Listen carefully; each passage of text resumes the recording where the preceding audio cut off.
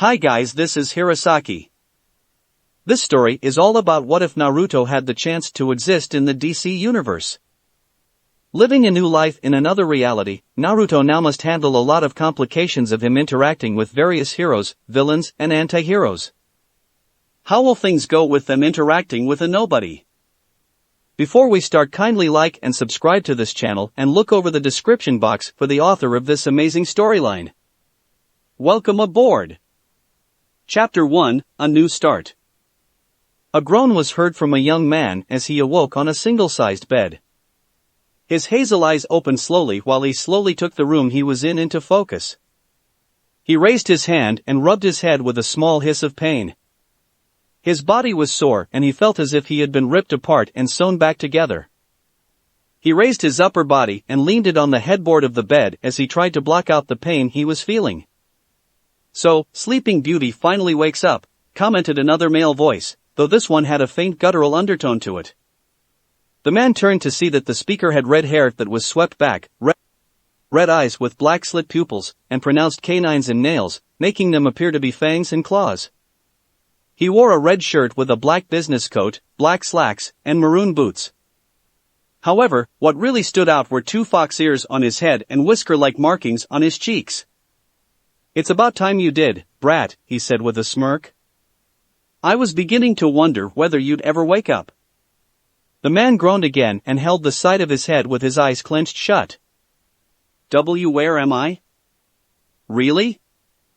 That's the first thing you ask? Kurama, what did I tell you about bothering him when he wakes up? Yelled an elderly female voice. The hazel-eyed man strained to see a woman with graying blonde hair and honey eyes step in. She wore a black shirt that seemed to be straining from her bust size, blue jeans, dark blue shoes, and a white coat. Her hair was pulled back into two tails behind her and she held a cup of coffee in her hand. "I'll lighten up Doc," Kurama said in a careless tone. "He's dealt with worse than a headache. From what you've told me, I don't doubt it. However, he still needs to get himself reoriented from his coma.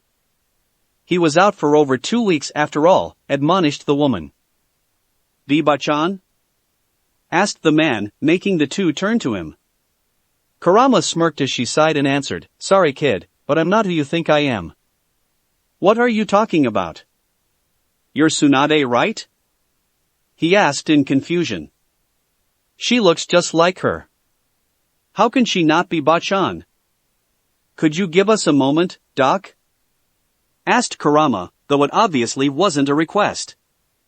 She gave him a look of annoyance before she left the room. As soon as she left, he turned to the man and said, "Let's get one thing straight here, brat, we're not in the elemental nations anymore." What? Gasped out the man. But we were just dash. Naruto! Yelled the redhead, making the now-named man freeze. "Get it through your head. You and I were caught in a rift because of your clash with that damned no-named bastard. Don't you remember?" Naruto tried to remember, but his head was still throbbing. Kurama saw this and sighed in annoyance before he smacked his ex-container's head hard. As soon as the blow hit, hazel eyes widened as a vision of the past entered his thoughts. Flashback. He was in the conjoined mindscape of himself and the Jinchuriki of the two seven-tailed Bijou, along with the Bijou themselves. His eyes looked up to the Bijou as their forelimbs rested on top of one another before he bumped his fist against them all, taking in the power that they offered to him. As he came to from his vision, having learned their names and engraving them in both his heart and his memory, he entered his chakra mode once again while a clone was made to take in some nature energy. He and Karabi then took on the reanimated Jinchuriki before the clone gathered enough and dispelled, making Naruto's orange eyes gain cross-shaped pupils. In a spur of the moment, he shot past his fellow Jinchuriki with a Senjutsu/Kyubi chakra enhanced Rasengan. The false Madara acted fast and used his Kamui to intercept the attack. However, the resulting clash of three different energies caused a rip in space/time to open between them. And since Naruto was rushing at Tobi, who had stood stationary, he was unable to stop himself from falling into the rip before the lack of energy sustaining it made it close. As soon as he fell in, his body was assaulted with swirling masses of various energies and lights that stabbed into him at various points. The largest ones were at his stomach where the seal rested and his heart. The seal shattered like glass while a large nine-tailed fox was pulled out of his body before the energies made it turn into what looked to be a man with fox ears, claws, and pronounced fangs. As for Naruto, his features changed as well. His blonde hair turned a silvery gray, his eyes changed from blue with black pupils to violet with amber pupils, and lastly a blue human-shaped mass was ripped from his heart before a grayish-colored energy shot into his heart, taking its place. Another rip in the stream of energy and light opened up before he and Kurama were shot out and landed in a park in the middle of a very large and dark city. Luckily for them, a blonde-haired woman came across them during her jog, and that was the last thing Naruto saw before everything went black. End flashback. He gasped as the vision ended as his hands quickly pulled some of his bangs into his vision, showing his eyes that they were indeed gray. He then tried to feel his chakra, only to feel nothing. Kurama saw the flurry of emotions in the eyes of the Uzumaki before he saw Naruto's hand slowly stray to where the seal used to be. That stream we went through ripped me out of your body, along with your chakra. Everyone in this city has chakra, even the barest minimum, but I can't sense anything from you. It's almost like, you don't exist, that you're nobody. The hand on his stomach clenched the skin as the Uzumaki absorbed the words the ex-Bijou told him. In a low tone, he asked, so what now? Well, you can think of it this way, this world we landed in has no one out to get you or me, there aren't any threats that will force you into any life or death situations, and you're somehow able to live without chakra. Maybe now you can actually have a life outside of war and pain? Naruto gave Kurama a wary look and asked, and why does it seem like you actually care? You always wanted nothing more than to kill me, so why haven't you? Because there's no reason to. I only wanted to kill you because I couldn't stand being sealed into you and because I wanted to kill that bastard who ruined our lives. However, since we're no longer in our own world, there's no point to it anymore. It'd just be a waste of my time, and I figured I'd take back my threats and promises of your death since you actually wanted to help us Bijou out. You've proven to me that you're better than most of the people back home, explained the redhead. So, don't question why I decided to help you and just accept it. The silver-haired ex-Jinchuriki processed his words while Kurama made to leave. Before he stepped out, he turned back to the Uzumaki, red eyes meeting violet. By the way, you should know that there will be some people in this world that will look almost exactly like people from ours. They're known as alternate selves, and they can be similar to how they are in our world, or entirely opposite. What's your point? Asked Naruto. What I'm saying is this, don't judge them based on the actions of their alternate selves. For all you know, they could be innocent people in this world. He then pointed to the nightstand next to Naruto's bed and said, your pack was destroyed, but you still have a kunai and those old books your teacher wrote. What are you gonna do now, Kurama? He shrugged at the question and asked, I don't really know. But, I'll figure something out. With a lazy wave, he left the room and said, good luck, brat. Naruto wouldn't see or hear from him for many years. 10 years later. A 26-year-old man sighed as he sat in his office. His spiky silver hair fell to his shoulders with some tied into a single ponytail. He wore clothes similar to what he saw Kurama wore when he woke up except that his shirt was a dark orange and his shoes were all black. Mr. Uzumaki, there's a package for you. Informed a woman from the intercom speaker on his desk. Holding a button down, he replied, thanks Jillian. Be sure to send it up to me, please. Right away, sir. The secretary responded. Over the years of Naruto's stay in the city of Gotham, he had sent his old master, Jiraiya's book Tale of the Gutsy Ninja to a publisher and had the book made. A countless number of copies were sold while the Uzumaki continued making a new life for himself as both a novelist and a publisher, eventually founding Spiral Publishing, one of the most prestigious publication companies in the state. What made him smile every time was knowing that he honored his old life by having the symbol of the company be the mark of the Uzumaki clan from his old world. So far, he had about 5 books that he had written published. The first was Jiraiya's old book, 3 of them were Ika's series books, and the last was a story of his life, under an alias name of Arashir Rasen. His books were a hit and he had become one of the most well-known men of the literary world in Gotham. He had even made an investment in Wayne Industries, owned by the orphan child Bruce Wayne. Wayne was a charismatic man and a good friend to the Uzumaki, thought the Silverette had a feeling that Bruce was hiding something from everyone. He was brought out of his thoughts on his new life by Jillian stepping into his office. She was quite pretty with hazel hair styled in an oriental bun, green eyes, an average figure, and slender legs. She wore black heels, a brown skirt that fell past her knees, a black shirt, and a brown coat that was button closed. She set a small package on his desk and he smiled to her and said, "Thanks, Jillian." "You're welcome, sir," she replied with a smile in return before she left his office. "Let's see what we got then," he murmured to himself as he opened the small box. Inside was a letter and lanyard that had the word guest on it. Curious about it, he opened the letter and skimmed through it before sighing in slight annoyance. The letter was an invitation to a gala in honor of James Gordon becoming the commissioner of the Gotham PD. Apparently Bruce had deemed it fit to invite him so that he could offer words of encouragement to the new commissioner. "Great," he groaned out sarcastically. "Just what I need, a night surrounded by rich people who care only about appearances in some single building." Behind the invitation was what Naruto knew Bruce would call assurance that he'd come, a photo of Naruto being seen talking with some random woman who wanted her copy of his book signed. And it wasn't just any book, it was the Ika Paradise, Orange Edition. That was one of the rarest ones out there with only 50 out of the thousands of copies being so. He knew Bruce would spread rumors if he didn't come. Of course, he knew it'd be in good fun, but he couldn't refuse when he was at risk for being pranked by a multi-millionaire. And besides, this just made Bruce fair game for the prank master from hell. Resigning himself to his fate, Naruto left his office and headed home to get ready for the gala. He just hoped that it wouldn't be too boring. That evening, gala. He was wrong, oh, so very wrong. It wasn't just boring, no, it was beyond boring.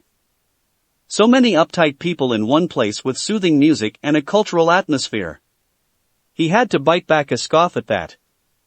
Cammy, he hated these kinds of things. He was once a warrior who lived for battle and thrills. Now, he's stuck at some ritzy party in honor of someone taking charge of the police. He felt constricted in that ballroom-sized area, so he snuck out to the outside garden. The cool night air was a godsend to him as well as the sight of plant life. The city was so overrun with buildings and construction that it amazed him that it still had a park.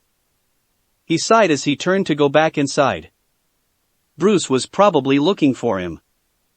However, he was stopped when he literally bumped into someone, a woman with red hair and green eyes in a stunning forest green dress.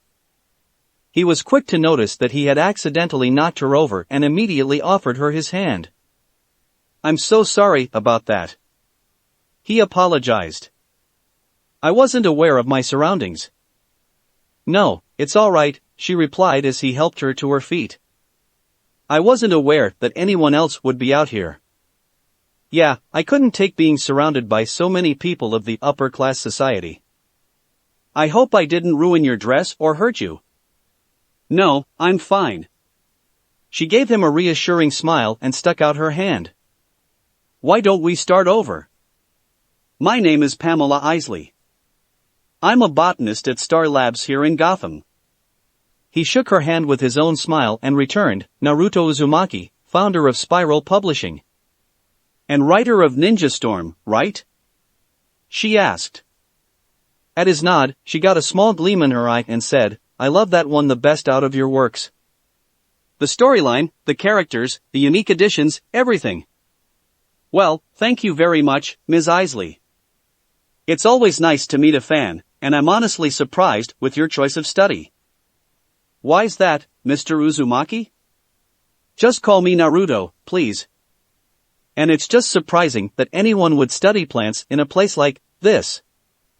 That's the very reason why I chose that field, Naruto. You see, I'm trying to come up with a serum that will help promote plant growth on an exponential scale, which will hopefully bring back some natural life to this city. Just one park in the middle of this metropolis isn't enough for me. I've always loved plant life, and it is unnerving being in a city almost completely devoid of it. Nodding, the publisher commented, "Yes, I completely agree. I once lived in a little town surrounded by trees and forests before I was forced to move here. It'd be a godsend to see your serum be successful, Ms. Isley. Pamela, please, just Pamela. It feels strange being referred to so formally." The Uzumaki chuckled and replied, "Indeed it is. I always hated formalities, especially now that I am forced to hear them every day from my employees and from fans of my work." His gaze turned to the silvery moon and he smiled at its glow while Pamela could have sworn that he was bathed in it.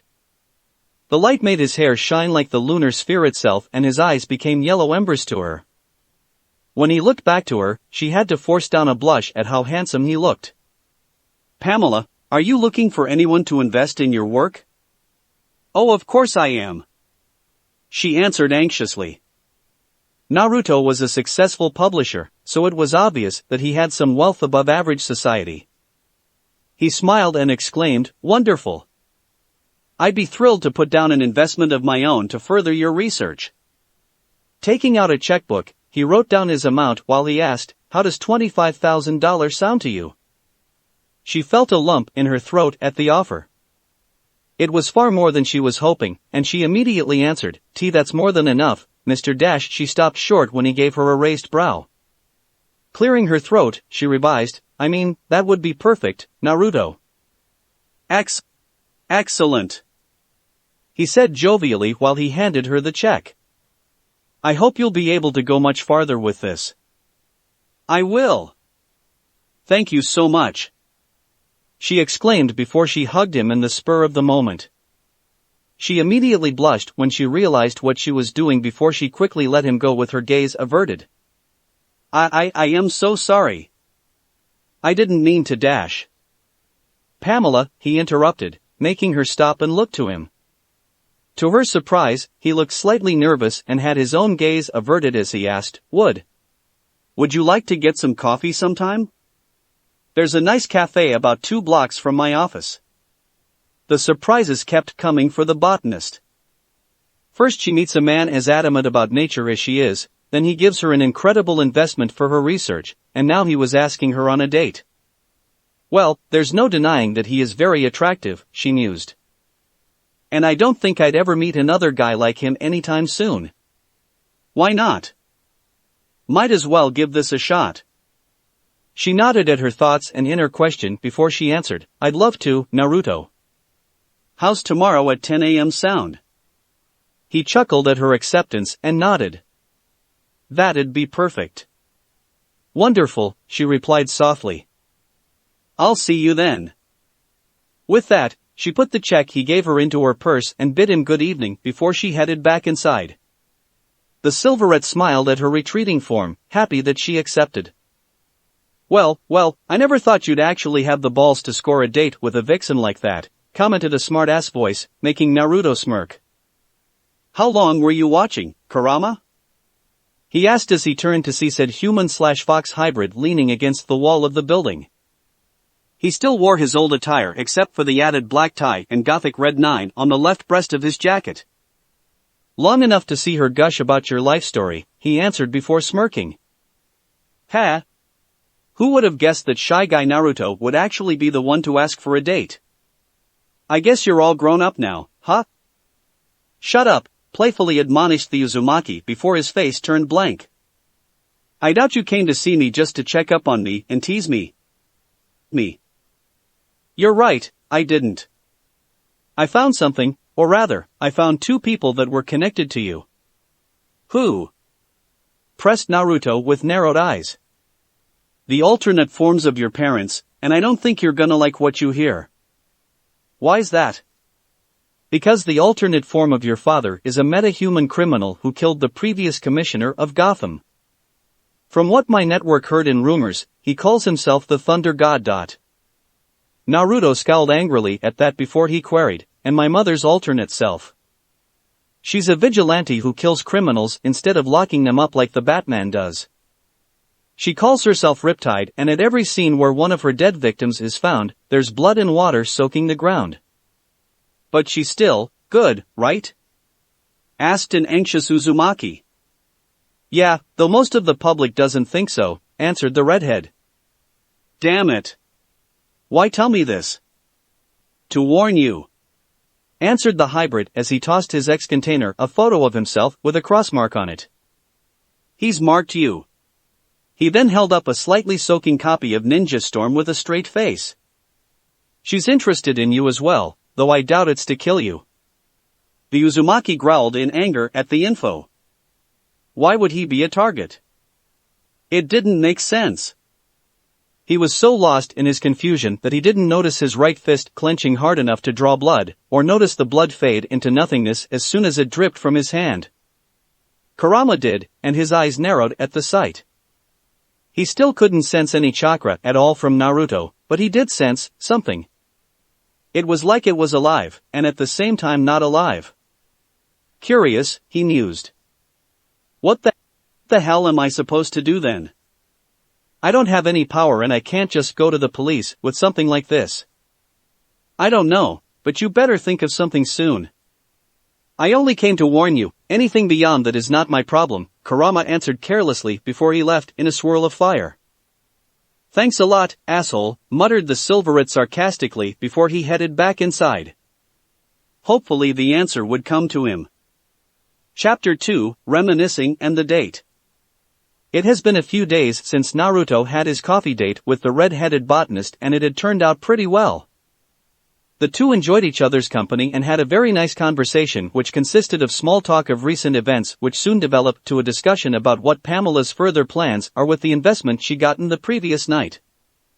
They didn't get deep into their get-together as Ms. Isley had to head over to work to get further into her testing and research. Before she left though she had asked if they could do this again soon and Naruto complied as he would contact her for any availability or vice versa. Currently Naruto was in his office going over several things on his list for the day on the basic day-to-day happenings at his company. This was mostly consisting of heading over to the art and advertising department to check up on current projects, going to check on the journalists under his employ to see what should be put into the next issue of their magazine, and lastly there were several books he had to go over before contacting the authors if he would sign them on or ask for specific fixes before sending the work to the editors. The life of being the editor-in-chief and head of a publishing company, everybody. The publisher was about to go over the first book for the day when he ended up getting a call on his intercom speaker. Mr. Uzumaki, there is a Lois Lane on line 1 for you. Jillian said on the other line, getting Naruto to gain a questioning look. I wonder why she is contacting me after all this time. He thought before pressing a button. Thank you, Jillian. He cleared his throat before answering the reporter. Hello Lois, long time no hear. How have things treated you since we last spoke? Naruto said with a smile. Oh, doing well on my end. Just working in what I enjoy doing in life. Lois said with a smug tone. I bet. With you being Perry's star, award-winning reporter I might add. The former shinobi added. Speaking of, how is he? Haven't spoken to him in like 4-5 years I believe. Around that amount of time, and yeah, Perry is doing well. Still grouchy as ever. He said, getting a little laugh from Lois. As always, Whiskers. So don't mind me asking, but why are you calling me all of a sudden? Naruto said as he turned his chair around to look outside of the window. It's been years since we last spoke, with me finishing up my time as an intern at the Daily Planet. Well, I had nothing going on at the moment with things being quite slow and I was browsing through old photos on my computer. When I ended up seeing pictures of us together, I wanted to call and see if we could catch up for old time's sake. Lois replied, making Naruto turn around to his computer and ended up pulling up photos from his time at the Daily Planet. There were several photos of him when he was around 20 years old being with a younger Lois who was around her early 20s. He scrolled over a few till showing another set of photos of the two being with a shoulder-length blonde-haired, blue-eyed woman who was the same age as Lois. Soon various memories started coming back around, making him smile. Yeah, that would sound fun. You, me, and Cat together again, right? Naruto suggested. I mean, I know that Cat no longer works there, being Perry's assistant last time I heard, especially with her leading Catco, but it would be good to see you two again. Yeah, it could be fun. Lois dryly said, getting Naruto to frown. Lois, what's wrong? The moment I mentioned Cat you sounded bitter all of a sudden. He said, hearing a sigh in response. It's just that, when you were over here at Metropolis and was interning at the planet, you became our good friend, and despite Cat and I arguing, you would be our mediator to keep things settled. When you left though, things didn't go all that well. We argued more and things lead to us no longer being friends.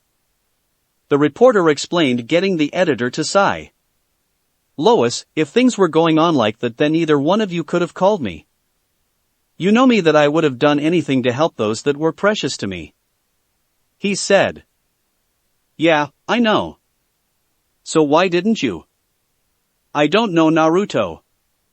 I think it was a mix between too many deadlines at the time to you writing and starting up your company.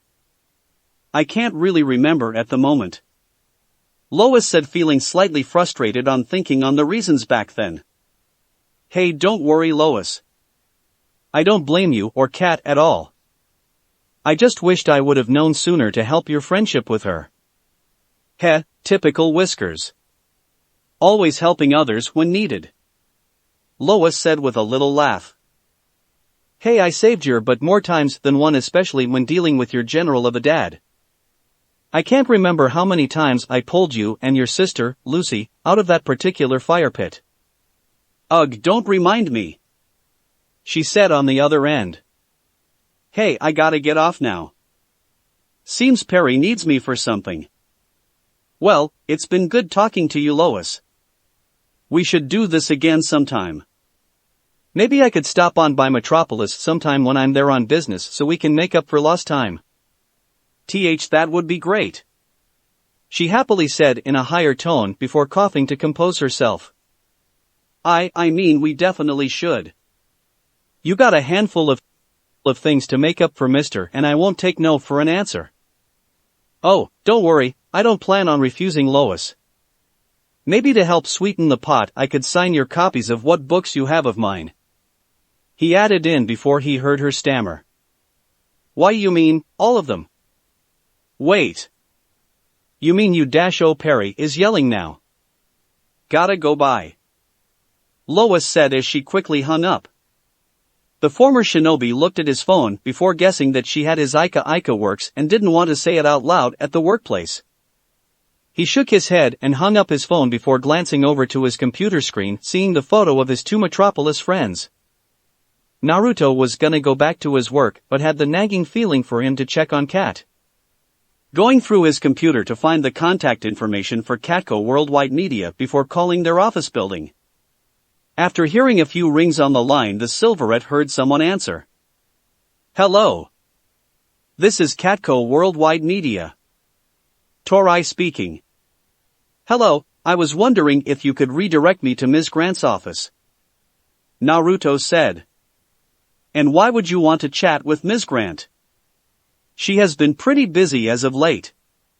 Torai said on the other end. Just tell her that an old friend is calling, would you please? Okay. Hold please. After holding for a minute, Naruto heard a stern, feminine voice on the other end. Hello. This is Cat Grant speaking. You better not be wasting my time on this, since I'm a very busy woman. Man, what crawled up your butt and died? You sound really pissed for some reason. Was it your mom? Naruto said with a little chuckle in his voice. Seriously, was it your mom, since she is probably the only person to make you that cranky? Who is this? Well, sorry if we haven't had the chance to talk since I left the planet Kitty Cat, but you would remember your old friend Whiskers, right? He said with a smile before he heard her gasp. And Naruto? Cat said in shock before Naruto heard something drop on the other end as some fumbling around took place. Hey, you there? Why, yes. It's just that you surprised me there, Whiskers. Kat said as she tried to compose herself there. Well, yeah, since it's been roughly 4 to 5 years since we last saw and spoke to each other, he said with a melancholic smile. That sounds about right. So why did you call me all of a sudden? Well, Lois called me earlier and we got into a chat before having to get back to work. Got me to remember the good times together back at the planet and wanted to try and catch up. Really, you talked to her? She said as she went back to her stern tone. Well, yeah. Sigh, look, I heard from Lois on what happened after I left and I'm sorry on what went on. I wish I could have been there to help you guys out. Don't know what exactly went on with your arguments, but I wished you guys would have called me to help settle things. I see. Well, I'm glad to hear that, Naruto. You were always considerate in our friendship and wanting the best out of us. Good to know. So, I was wondering how things are going on your end leading a media company as editor-in-chief? Must be tough. He said as he wanted to shift the conversation to something else. Well, things are doing well on my end. Just busy every day to be sure the public is satisfied on the news and not just here in National City but other parts of the world. As for the difficulty, I might as well be honest, but it was actually tough at first. Eventually I was able to handle all that and more. Well, both of us now know more on how Perry was, and currently is, like at the planet. You and me being in similar shoes working as heads and founders of our respective companies. Naruto said, getting her to chuckle on the other end. Oh, definitely.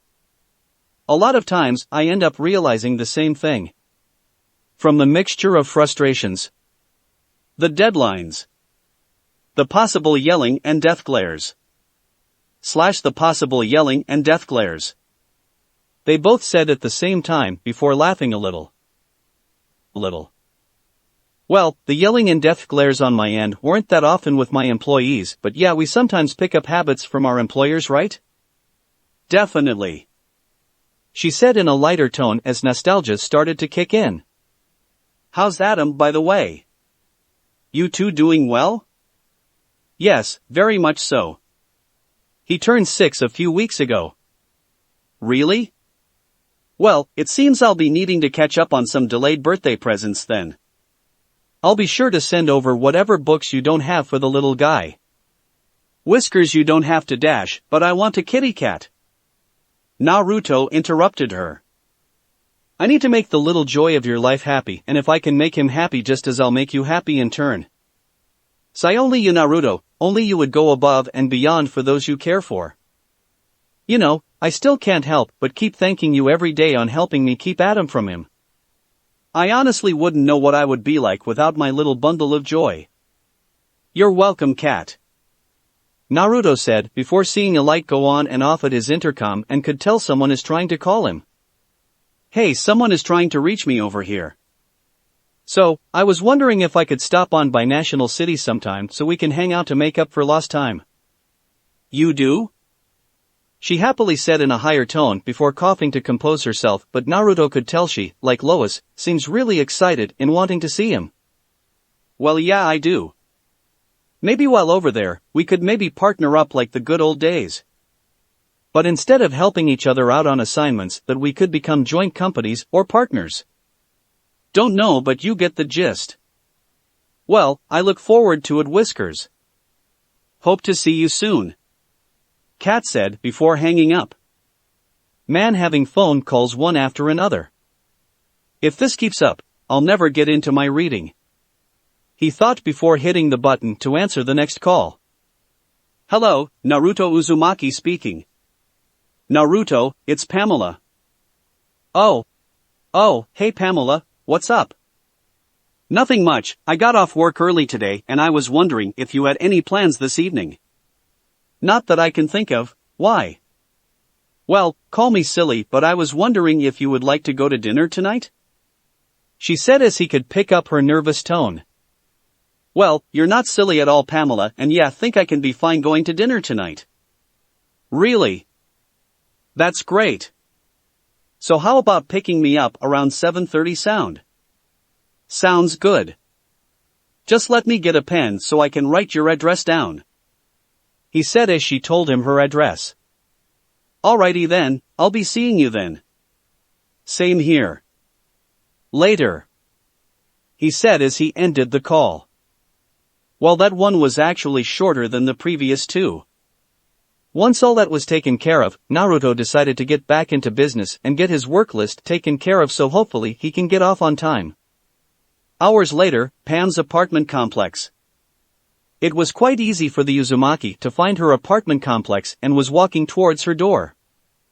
On the entire time getting over there, Naruto was feeling a bit fidgety on the whole thing since this is honestly his first date with her and doesn't want to screw things up. Once he found her apartment, he looked at himself to straighten out his clothes to seem presentable. He wore a black button-up shirt with the first button undone underneath his jacket along with khaki pants and black shoes. Naruto knocked before hearing Pam yell, "Just a second," on the other side of the door. After a few moments the door opened, causing the silver-red male to drop his jaw. She wore a strapless red dress that hugged her figure nicely that ended past her knees and showed some of her cleavage, but he didn't mind. Her hair was loose unlike the previous times they met, with it tied back, and it made her even more stunning with her only having very little makeup of just the subtle eyeshadow and the rose-red lip gloss. Naruto ended up staring at her for a bit, causing her to laugh a little on the reaction. "Well, it seems I literally took the words out of your mouth," Pamela said with a smirk. Getting out of his trance, he shook his head and pulled his hand from behind to show her an assortment of flowers: red camellia, pink camellia, white camellia, red carnation, white carnation, some daffodils around the edges, gloxinia, and in the center of it all was a red rose. With Pamela being very knowledgeable in flora, her mind already translated what he was saying. "You're a flame in my heart, I long for you, I think you're adorable, my heart aches for you, pure love, the sun always shines when I'm with you, love at first sight, and finally I love you." So sweet, she thought with a small blush and took a whiff, enjoying the pleasant smell. "Well, I didn't know which ones you would have liked, so I asked my secretary for what would seem appropriate," Naruto said as he tried to keep eye contact but kept looking away as he tried to calm himself down. "I'll need to thank that secretary of his when I get the chance," she thought with a smile. "They are Naruto. I'll be right back, I want to put these in a vase so they won't dry out." In less than a minute she came back out and locked her apartment's door before taking his held-out arm. "I'm glad you came on time," Pamela said as Naruto led her towards his car outside. "I felt as though you might come late due to your workload." "Well, I hate to make first impressions look bad," the former shinobi said, "that and I could finish up my assigned reading tomorrow since on most days it takes all night to get that done and over with." They approached his car and he opened up the passenger door for her before getting in himself. "So where would you like to go, Pamela? I'm all ears. If you don't have a preference, I know this one restaurant that would work well for you." "I don't know any at the moment, so let's try out where you are thinking of." Naruto nodded as he drove off as the occupants sat in silence. It was bugging her a little, so she ended up breaking the ice. "I'm guessing you don't go out quite often. You seem rusty on dating," guessed the botanist. "I'm going to be honest with you, Pam, but I've never went on a date before." She recoiled at the man next to her in surprise. She actually thought that a man like him must have had a few relationships. Not believing for a moment, she asked one simple question. "Are you telling me the truth?" The car slowly came to a stop at a red light before the former shinobi's side and looked directly into her emerald eyes. "Yes, I am Pam. To tell you the truth, I never had the chance to go out when growing up, and I tried before I left my previous home. Ever since I never bothered going out until tonight." The two lapsed in silence as the car started moving again before Pam decided to ask again on what was going on in her mind. "Why? Huh? Why didn't you have the chance to go out when you were younger? Surely you could have gotten at least one date," Pamela said in a slightly demanding tone. This got him to think a little before filtering and changing a little from his childhood so he won't reveal his whole past. "Well, as you know, I was born an orphan and my parents died the day I was born. he said as he could tell she was nodding. What I didn't tell you was what went on in my childhood before I left that home. You see that I was picked on and was ignored for several years. I tried to get the attention of others through pulling pranks and wearing a Kill Me orange jumpsuit dash. Sorry, but you wore a Kill Me orange jumpsuit? Pam questioned as she ended up interrupting him. Yeah, I did.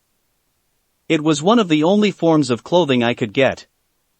Pam wanted to say something but didn't want to interrupt his explanation. I was practically an outcast because of my combination of hair and eye colors along with my birthmarks.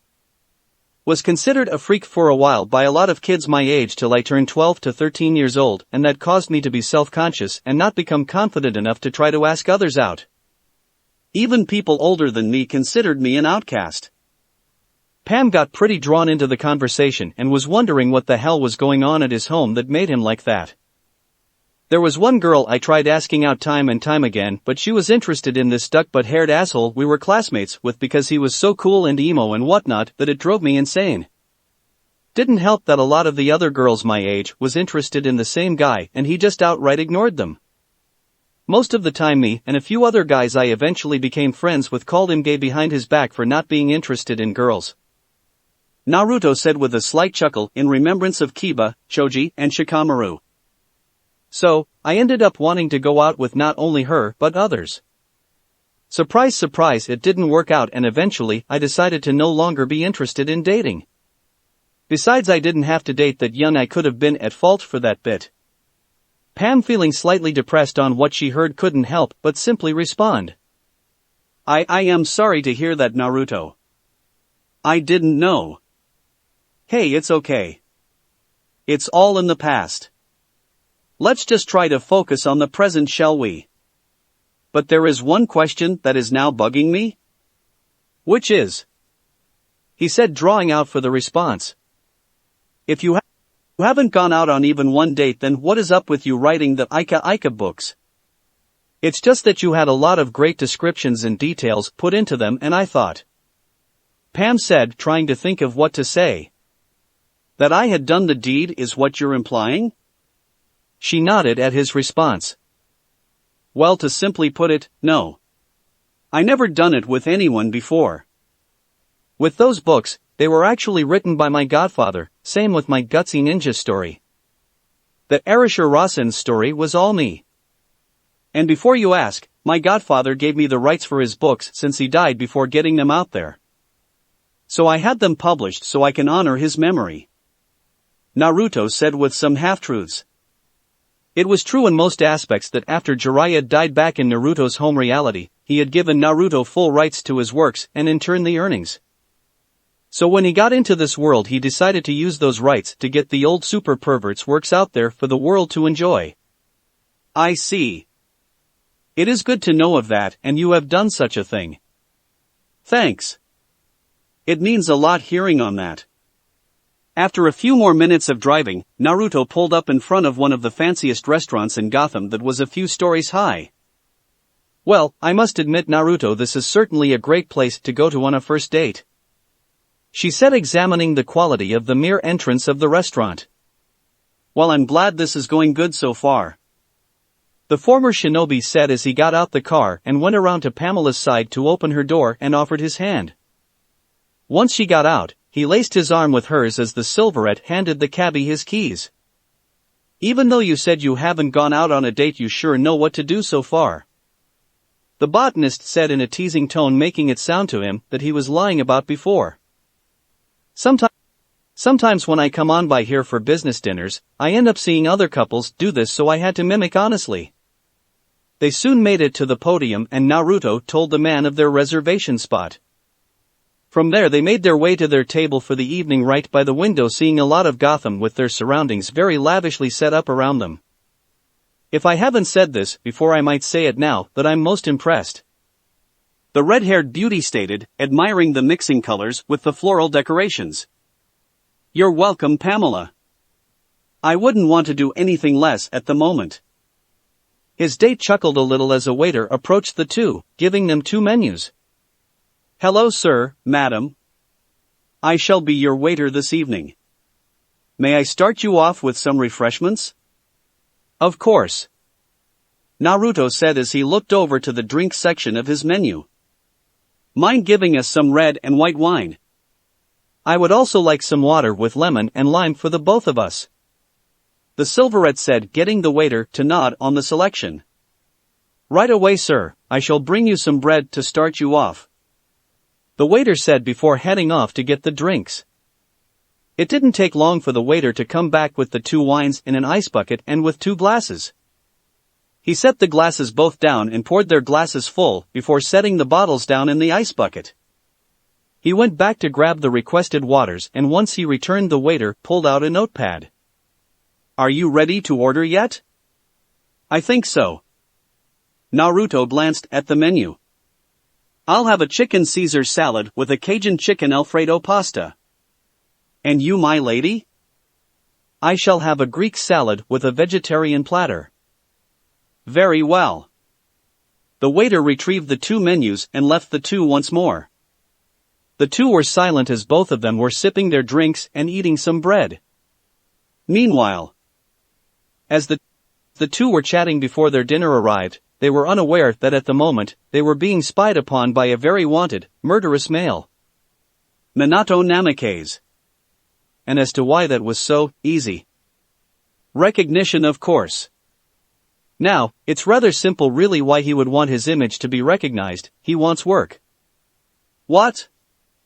A man can't want some good references for some honest to Kami work?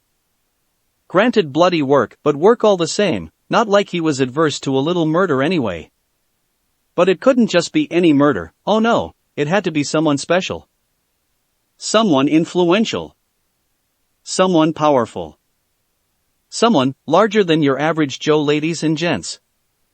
Someone that has become quite the celebrity in the past few years. Hence his current target, Naruto Uzumaki. And all he has to do is die. Let the spectacle commence. White teeth flashed manically as a glowing hand slowly aimed its way to its oh-so-lucky target. The air snapped and hissed as energy warped and gathered around the black and gold-clad limb. Arcing and twisting ever so archaically around him, the man's smile widened as the show of power pulsed in anticipation, reveling in the concept of release from his body to a more vulnerable fleshy conductor. Well, who was he to let it stay longer than it wanted? Back with the date. So he looks to me and asks, well, guess she didn't like the present. Naruto smiled to his date, sending her into a fit of giggles. What? But how did you get the pony inside of her office? I can be very persuasive, Pam. Persuasive enough to get a pony. In a small 1-person office room. On the 5th floor of the building. Without her or anyone noticing? He smiled, yep. By this point her giggles couldn't be contained as she laughed unabated, tears beginning to gather in the corners of her eyes as she shook in mirth. TT, that is he either the most funny TIing someone has done to someone or the most well-told lie I have ever heard. Ha, you doubt me? He gasped in shock. Well, Ms. Isley, I will have you know that when it comes to pranks, I never lie. Embellish a little, most certainly, but never lie. Though before he could continue, however, all the lights in the restaurant suddenly went off, causing a brief scream of panic from some frightened guests, and though he and Pamela weren't as frightened as some, they were a tiny bit concerned, until at least the restaurant's manager eased the gathered customers with a few choice words. Unfortunately. Their reliefs were short-lived, however, because the moment the manager left, the darkened room was suddenly filled with a wave of killing intent. In response, the majority of the entire restaurant started to quiver in fear, while the minority, which was just Naruto, Pam and a handful of dinner groups, were able to not be affected. It didn't take long for the conscious people to know where the source came from as one of the windows inwardly broke with a shadowy figure coming through it.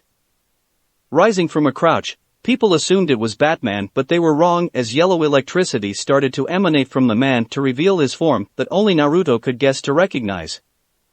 This reality's doppelganger of his birth father, the Thunder God Assassin.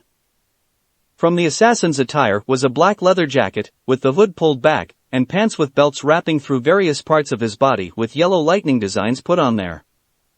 Seems that he should have prepared a bit better to Kurama's warning, and now it's gonna be biting him in the ass. Well, hello good sirs and madams, I am this night's entertainment for you all. For my main trick for you to witness the murder of Naruto Uzumaki before your very eyes. Minato yelled out in odd glee as he channeled electricity into his hands and started blasting randomly all over the place, causing panic for the patrons. Naruto reacting fast, he pulled Pam down to the ground from an incoming shot. Pam, I'm going to draw his attention. While I'm doing that, I want you to try to get others out of here. Naruto said in a stern voice, causing Pam's eyes to widen. Are you crazy? He'll kill you. She barely yelled out due to other people causing a lot of the noise. He's here for me and I don't want anyone else to get caught in the crossfire. He said as he tried to get up, but a firm grip on his wrist tried to make him stay. You can't, Naruto. Please.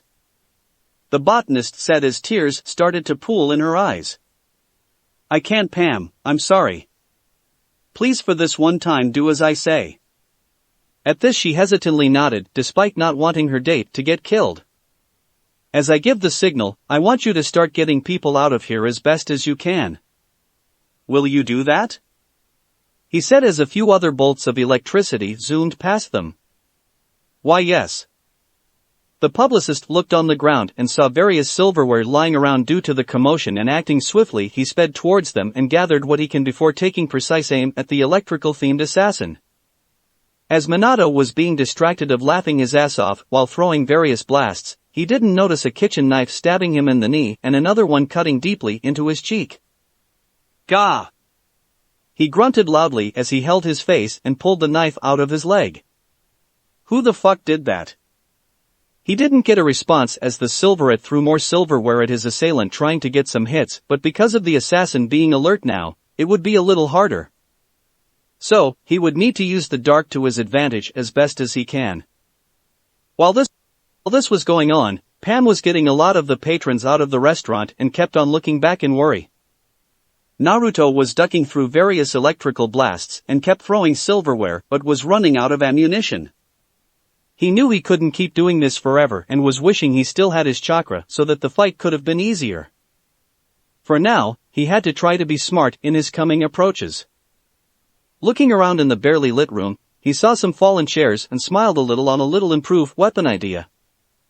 Minato was getting sick and tired on this little game of hide and go shock as he wanted to get his kill done and over with so he can get recognition of killing yet another celebrity. Now where the fuck are you, kiddo? All I want is to have some fun as I roast your body from the inside out. He said in frustration before having his face be assaulted by a chair. Not giving the thunder-themed assassin a second to breathe, the former shinobi jumped out of his hiding spot with broken chair legs on hand to smack his father's counterpart in rapid succession. There you are. I was wondering where Minato was quickly interrupted as his nose was soon broken by the rough end of a broken chair leg before another chair leg roughly hit his stabbed leg. You fucker. The blonde-haired man yelled as he staggered before throwing a bolt of electricity at Naruto. The silverette barely dodged before throwing one of the chair legs straight at Minato, who soon caught it. You're starting to test my patience here, you bastard. I thought that this was going to be a simple, quick and easy kill, but this is getting too cumbersome for my liking. He snarled as he electrified his hand, vaporizing the chair leg to ash in the effort. Using the same hand, he threw arcing bolts of electricity at his desired target. You know, for an assassin, you do talk a lot and not move that much. Did you fail Assassin Academy or something since you're doing such a piss-poor job trying to kill me? Taunted Naruto as he tried to, and continued to, get onto the Thunder God's nerves. I mean seriously, you are literally being a human target, punching bag just for little old me. Shut up and die already. I think you should go by the name Turtle God instead of Thunder God, as you are just so slow in the uptake. The former shinobi said as he tossed another chair that soon got blasted into pieces. Maybe you're compensating for being a little quick in your electrocutions. Don't worry, I hear it's quite common with men in your age bracket. Shut up. Shut up. Shut up. The assassin yelled in blind rage. If not, then that might explain why you can't get a date. That did it. Now Minato was literally exploding in anger. Will you just fucking die already? He was frantically looking around for his target when said target state came into the room looking for her boy toy. Naruto. Everyone's out.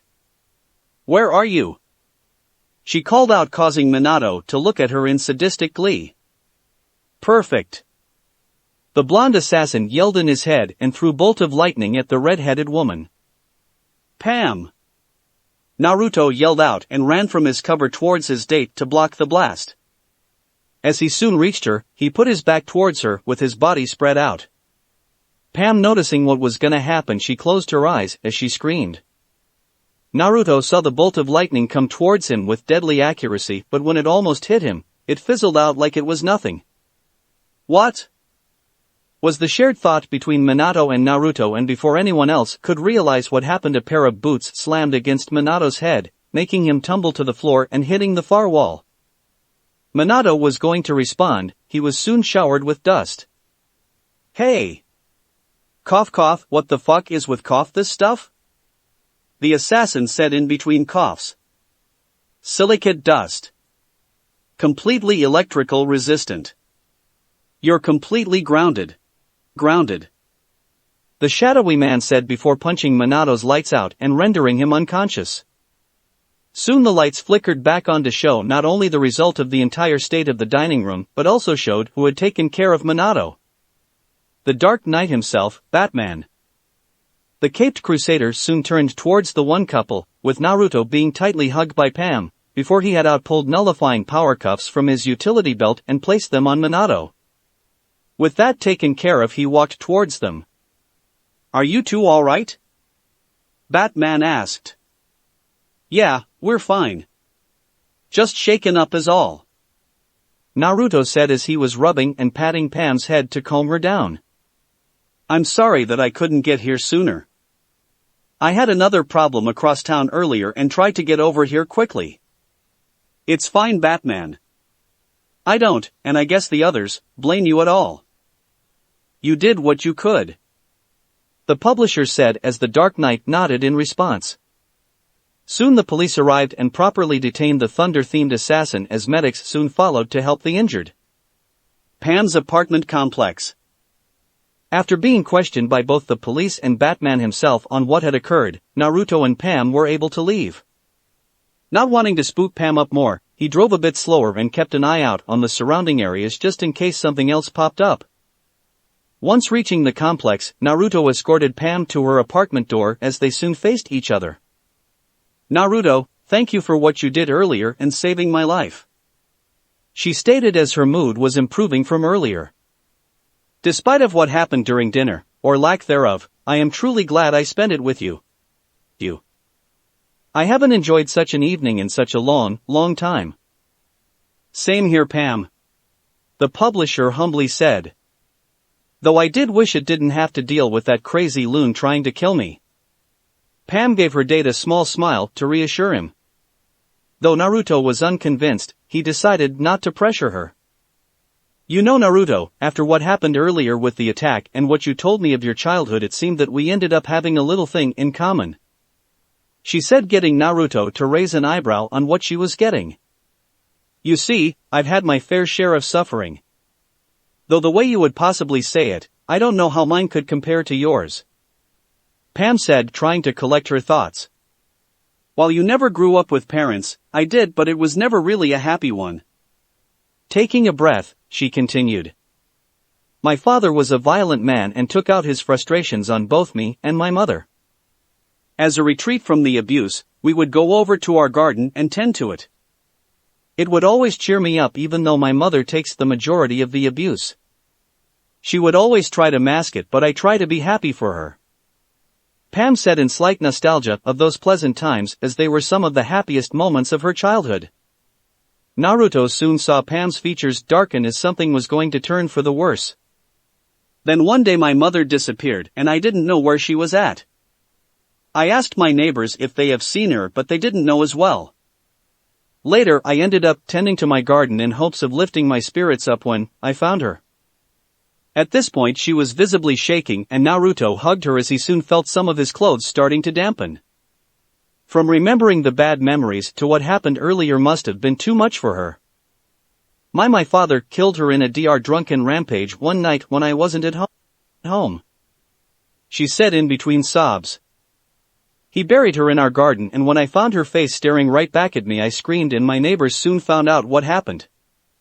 Pam, I'm so sorry that I made you remember those bad memories. Naruto said as he tried to calm her down. You didn't have to tell me if it made you feel uncomfortable. But I wanted to Naruto. Pam said as she was calming down slightly.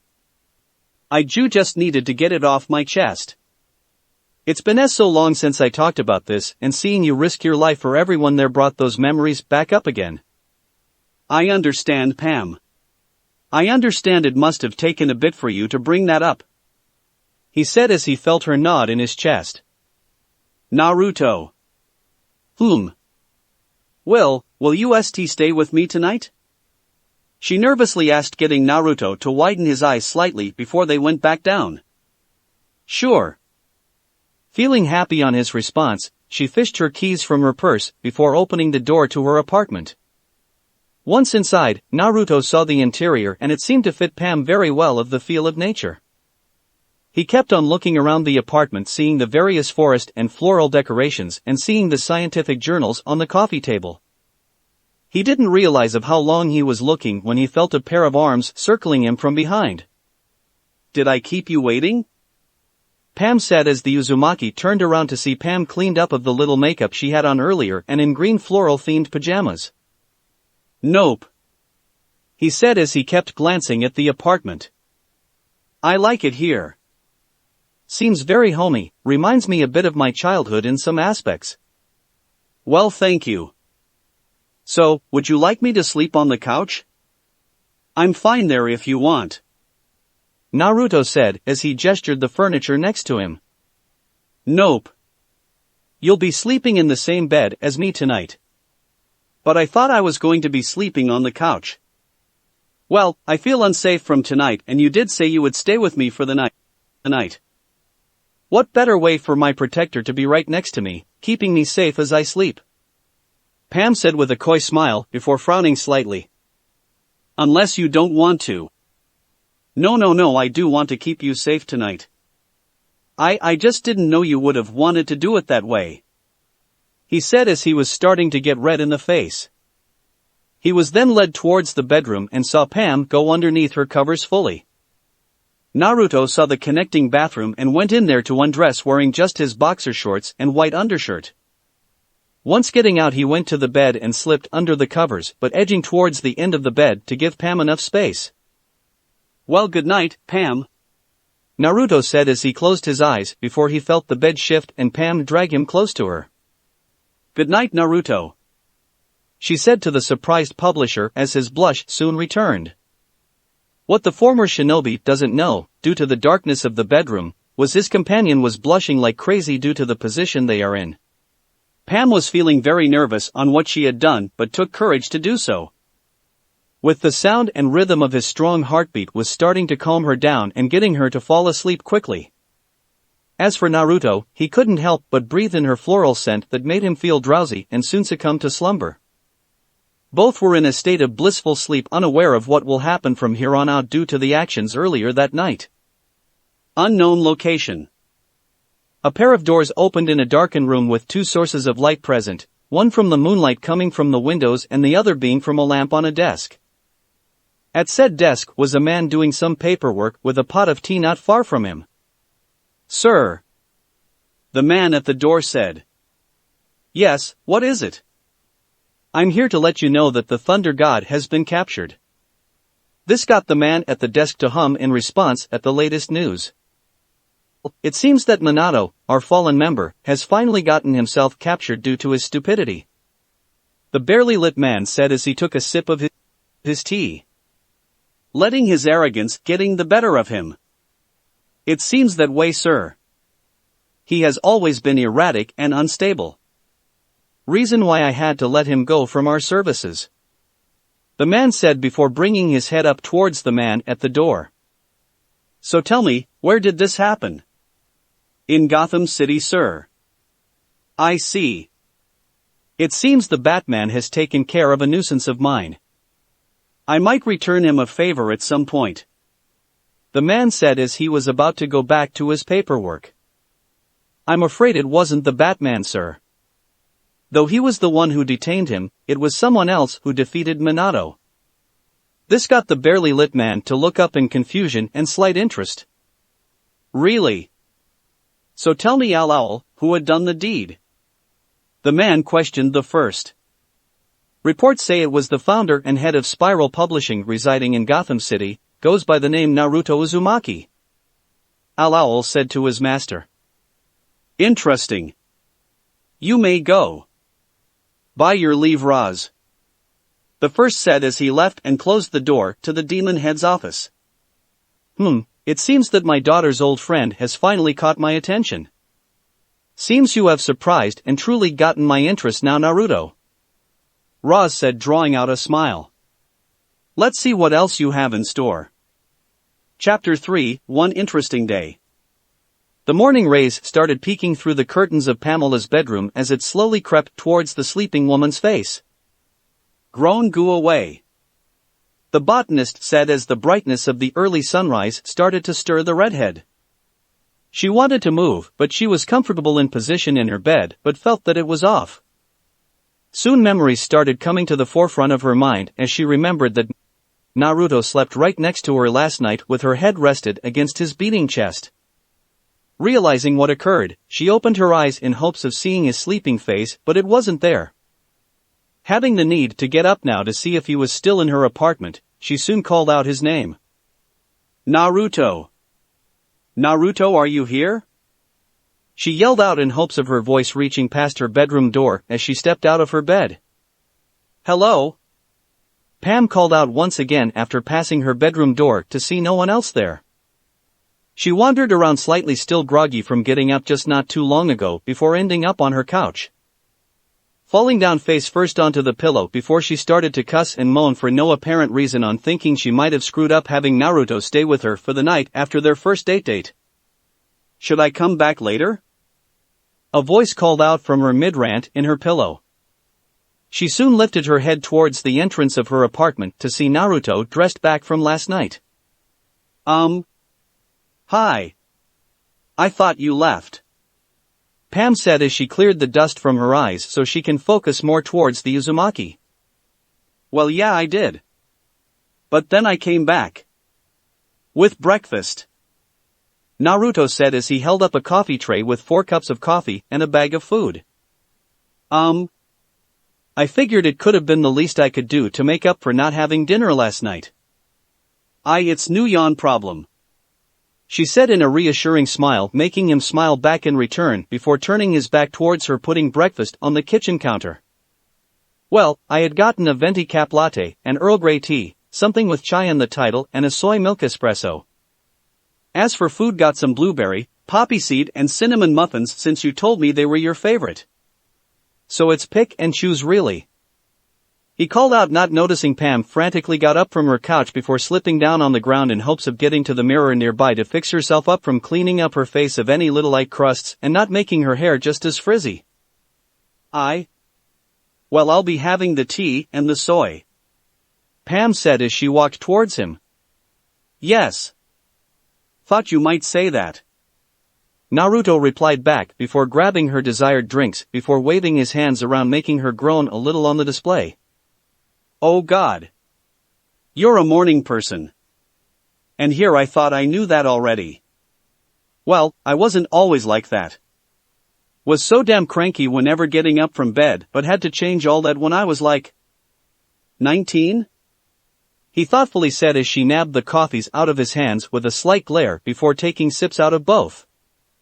Well, sometimes how I tell my employees, always start your day like it was on purpose. Maybe I should follow that saying, but I don't think it'll work all that well. Well. She said as she pulled back one of the chairs from the countertop before sitting down. Yeah, they sometimes say roughly the same thing back to me. Good to know. She ate bits of one of the muffins before taking sips of her desired drinks. So, Just a random thought here, but why didn't you cook breakfast for the two of us? He gave her a look with his head tilted before answering. I was actually planning on doing that. When I got up, I looked through your pantry to make either pancakes or something. Boo, it seems you forgot to go grocery shopping as of late. Damn. I was hoping for a nice, home-cooked meal in the morning. Even better with him doing it for me. She thought before her mind started to drift to one little scenario of her catching him cooking breakfast with just an apron on. Possibly seeing his toned, naked form with most hiding behind the fabric. No. Bad, Pam. Bad. Bad. She berated herself as she shook her head to get the thought out of her head. God. Why did she read Naruto's Ika books if it was going to make her think that way? Now it's gonna be hard to not think of that whenever Naruto is possibly over here from now on. So, the publisher said, getting her to snap out of her thoughts pertaining a certain book series. What are your plans for the day? Thinking a little bit before said plans came up to her. Well, I have a few things to take care of today before I need to go to Louisiana tonight. Why you heading there? I'm going to be seeing an old colleague of mine to exchange notes. He and his wife been working on a bio-restorative formula that would solve any nation's food shortage problems. Really? Naruto looked at the botanist in surprise on hearing that. Man, that is awesome, Pam.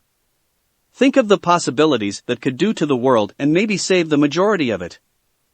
I know. She said with a small smile. It's a very noble goal he and his wife are doing, and from what I've been told they have been working on this for years. Last time I heard from them that they are roughly halfway done, and that was just last year. Wonder though what the progress is once I see them tomorrow. Why can't you just ask them over the phone? Well, as you can imagine, Naruto, the project's outcome will be extraordinary, possibly Nobel Prize winning. So, the research has to be very top secret with only a small circle of people knowing. Ah, okay. He said as he finished up one of the muffins. But what about on your end with the exchanging process? Will it help out on your serum? I think so. Both of our goals are pretty similar, from mine being for the environment while theirs is on the food shortages, so I wouldn't think there would be any problems. She said with a shrug. So how long will you be gone? Possibly a few days. She soon gave him a questioning look. Why you ask? Well, I was wondering if I could make up for the ruined date last night and possibly have another one once you get back. I would love to, Naruto. Pam said with a smile with a little blush. Great. They soon finished up their meal and Pam had to finish getting ready for the day from taking a quick shower and getting dressed. Naruto didn't mind waiting since he decided to skim through some random scientific journals lying on her coffee table.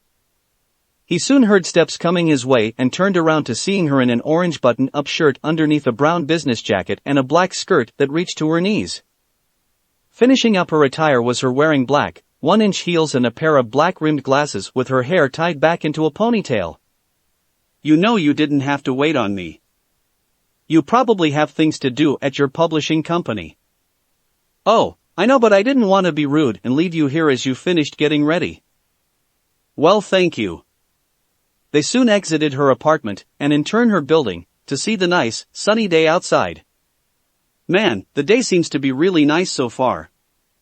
The publisher said, stating the obvious. Yes, it is. She looked behind her to the direction of her first errand for the day. Well, I'm this way. And I'm that way. Naruto pointed towards the opposite direction where his car is parked at. Well, give me a ring later. Pam said before blushing a little on what she just spoke. I mean on the phone. Yeah, definitely will, Pam. He said with a chuckle. If you want, I can take you to the airport tonight. That'll be great. So, what time should I stop on by? Flight's around 9 and we'll be landing over there around midnight. So you should pick me up around 7 so I can get through security on time. Sounds like a plan, Pam. Both soon realized they were a bit too close to each other and didn't know what to do for the moment. Taking a chance, Pam decided to be a little bold and give him a quick peck on the cheek, but Naruto turned his head slightly, making her kiss him on the lips. Both didn't move at all on the sudden action, but that didn't say they didn't enjoy it. I am sorry. I didn't mean to do that, she frantically said, waving her hands around a little with a growing blush. And no, it's fine, Pam. I didn't mind actually, Naruto said as he looked away with a faint blush while scratching his whisker marks. They didn't say anything for several more seconds until the Uzumaki broke the small tension. Well, I'll pick you up around 7, Pam. Have a nice day. See you then, Naruto. Both walked to their destinations with Naruto still focusing on the feeling on his lips of the slight, nice tingle, while Pam seemed to have a slight skip to her every other step. Once reaching his car and heading towards his firm, Naruto couldn't help but think, this might be the start of a good day. Took him roughly 20 minutes to reaching work, and once he got inside, he got an odd feeling that something might happen at a sudden moment. Didn't help a little when he got to his office and saw that Jillian wasn't there. Maybe she went to use the restroom, he thought before he opened the door and saw someone in there sitting on his office couch. Finally. Took you long enough? I didn't know if you were not going to show up, the person said, showing their face to Naruto. Oh great, Kerr. He thought as yet another person had shown up that Kurama warned him about, Riptide, this reality's doppelganger of his mother. She looked very similar to the mother he talked to when he was training under Killer Bee to control Kurama's chakra, and her chakra echo came to chat with him. The only difference between the two were the eyes and hair. While his mother had royal purple in color and the hair going to her lower back, Riptide here had sea green colored ones and the hair down to her chin, and the shade was slightly darker. Riptide got up from her seat and Naruto took on her appearance that she wore a loose sweater with the neck of it going up to the base of her head while also wearing loose pants. He looked further down and saw slight difference on the attire of her shoes were metallic in nature, almost armor-like actually. With how she presented herself, she was pretty much on the alert at a moment's notice for the attack on either the giving or receiving end. Well, sorry, I had a rough night last night and I wanted to sleep in late this morning, Naruto said in a half-truth. What he didn't want to just give her the full excuse on why he was late coming in today from his usual time. So just wondering, but why are you in my office? To talk to you, obviously. You could have set up an appointment with my assistant instead of coming here all of a sudden. Well, I don't like waiting, just so you know. I can tell. Yeah, that might be a similar comparison between the two counterparts. Both of them are pretty impatient, and even the way they express it is the same. But in all honesty, I ask again. Why are you here for me? What have I done that has gotten your attention? The only response he got was he quickly bringing her hand upwards as something shot out of the sleeve of her sweater and went towards his head. He ducked to the side as he had to roll out of the way with several other projectiles flew to his position. Needing a slight way to defend himself threw several things in his office towards his mother's doppelganger, which she quickly sliced in half with a water dagger. Looking back to his previous positions quickly, he realized that she really does have water-based abilities, with all he found was little puddles of water. Taking the advantage of his slight distraction, she closed onto his position and sent a few kicks towards his stomach, sending him to his desk, sending several things on it off. She brought her arm down with her water dagger, which Naruto brought his arm up to block and keep it from advancing. I'm just here to ask a few questions, Naruto Uzumaki. Well, you're not doing a good job in first impressions, he said with a grunt as he tried to keep her dagger away from his face. He used his unoccupied arm and punched his assailant's side in hopes of distracting her, but he ended up hitting armor underneath. Not letting up, despite his hand's pain, he kept on punching to possibly get her off. Naruto kept struggling as the dagger got closer to his face and needed to maybe use another punch towards her face, or else he will die soon.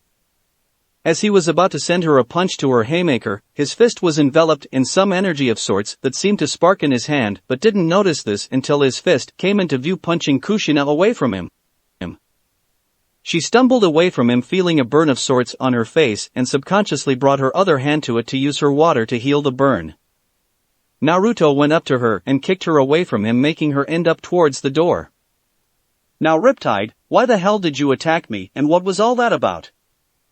I just wanted to know why you had such descriptive details on me and several others I know about," she said with some pain in her voice, which would go away soon. "I did state in my book any resemblance to actual persons, living or dead, or actual events is purely coincidental. He said in with a huff. "You should really read the fine print. I call bullshit. There are some people I closely know that have a lot of the same personality descriptions down to a T, and I don't consider that coincidental. She responded back with a glare. "Even with some of the illustrations you did for your novel. I don't have to answer that. Like I said before, that anything I had written down and drew for my work I did by chance and didn't even know about anyone I was writing was actually alive at some point," he told in half-truths. Naruto knew that he might meet some other doppelgangers of people he knew from back home. Reason why he put that little disclaimer in his novel for safety's sakes if said people decided to come find him and ask questions. She glared at him for a few more moments before softening up and went into a relaxed position. "I believe you, for now. Don't think that I will let this one go, since something tells me that something else is going on," Kushina said as she opened up the door to his office. She paused before turning back and pulled something out from underneath her sweater. Naruto tensed for a moment for an upcoming attack until he saw what was in her hand, one of his orange edition copies of Ika Ika. "While I'm here, mind if you could autograph this, please?" she asked before looking away with a little blush. "Despite the situation, I actually like this piece of work here." Sighing on what just happened, he went up to her and signed her copy of Jiraiya's work before she thanked him and left. As she did, Naruto saw some places on his office walls glow and disperse into water. The silver-haired male had a guess that it must have been some water magic of sorts, and that bit of magic on his walls could have soundproofed the room. Looking around his office, he remembered the mess the fight caused and he decided to get things cleaned up. Later, Gotham Highway to Airport. "So are you sure you have everything you need? We can go back now to pick up anything you missed at your apartment," Naruto questioned Pam as he was driving her to the airport. After cleaning up his office, which was pretty quick with a handful of items needing to be replaced, Naruto ordered one of every children's book his company has and sent them to Kat at National City. He guessed that Adam will enjoy having those books as some form of make-up presents for him missing several years of his young life so far. Naruto will get the phone call, or at least an email in a few days' time, that she got the large package of reading material. Aside from taking care of everything else on today's to-do list, he had to make enough time to get over to Pam's apartment to pick her up for her trip. It was not easy trying to sort everything out on what he could quickly work on while what could be put towards tomorrow's workload. He hoped that this wouldn't be a trend that'll often happen. Once he got to Pam's apartment just in time, Naruto saw Pam at the doorway with a duffel bag and a laptop bag around her shoulder. Helping her putting her luggage in the trunk of his car before making their way to the airport wasn't that much of a deal, but couldn't help to be concerned and paranoid for her. "Naruto, you don't have to ask me that after the first time, you know." "I know, Pam, I just didn't want you to miss anything important for your trip and would suck if you ended up remembering it at either the airport or once you're over there. Happened to a friend of mine when I used to live in Metropolis that she forgot to bring some important documents for one assignment as soon as she got to work. Literally went nuts and made me go get it for her," he said as remembering one of the few times Lois forgot to get some assignments done on time for Perry. "Man, that experience was not pleasant." You know, I would like to hear about you living at Metropolis sometime. I feel left out not knowing much on your past," the botanist said with a cute pout, making the Silverette cringe slightly. "I can be fine talking about my Metropolis years, Pam. You have my word on that. Of course it'll be brought up once you come back if that's fine with you." "Good to know." With it she dropped the matter as they soon pulled up to a stop at the airport drop-off point. He got out of his car and went to the trunk to grab her luggage as she got out, seeing the various people entering and exiting the place. "Have a good trip, Pam," Naruto said with a small smile. "Hope your research over there turns out well with, you didn't tell me their names." "Oh right. Well, their names are Linda and Alec Holland," she responded back. "And yes, I hope this trip does well to further my research, and possibly the same with theirs." They kept staring into each other's eyes and didn't realize how long they were doing this action. Him seeing every detail of her beautiful emerald eyes while she inspected his intense, hazel eyes. "I'll miss you," Pam stated as she looked away with a slight blush. "Same," Naruto responded as he kept the heat from his face down. Neither one of them knew who did the action first, but she pulled the other into a kiss that was soft and brought back the tingles back to the couple. Unlike their first kiss being an accident and brief, this one felt like something was missing coming back to them after so long with how it felt. It was starting to grow as Naruto wrapped his arms around her lower back as she hung her hands around his neck. Slowly, Naruto felt Pam's tongue asking for entry as he opened up slightly, giving her the opportunity. Their tongues slowly danced and both parties started to savor their tastes like it was their last. They slightly breathed through their noses, taking in their scents, which made things more pleasant for the two. Sadly, their kiss would have to come to an end as they had to break away to get air into their lungs, leaving a small trail of saliva connecting the two before it broke. They opened their eyes to see each other's massive blushes from not just their slight suffocation, which they didn't mind, to their first intimate kiss they just shared. "That was," she tried to say as she sucked in some air and cooled herself off. "Yeah. He wasn't any better either." They would have gone to back into their kiss, but someone was honking from behind, making them break their physical contact to realize they need to get going. "Well, I'll see you later, Naruto," Pam said as she tried looking away from him but couldn't with their recent action stuck in her mind.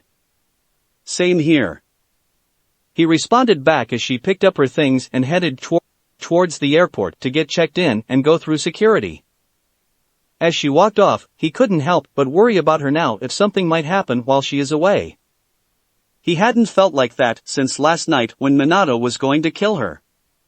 With that lightning blast. Wait, why did that disappear in the first place? He thought. While I'm at it, what was that thing that came up with Riptide earlier? His thoughts started to make him more curious than he realized and decided that he needed to see an old furball for some answers. Naruto went into his car and entered, but not before looking at Pam, going past the entryway one last time. With that, he drove off to search for Kurama. Later, Kurama's office. "You know, Kurama," Naruto said as he was staring at his former tenant, "it's not easy trying to find your place of business. It would have been better if you could have given me a card or something to help find you better." After dropping Pamela off at the airport and giving her a nice goodbye, he went to find Kurama.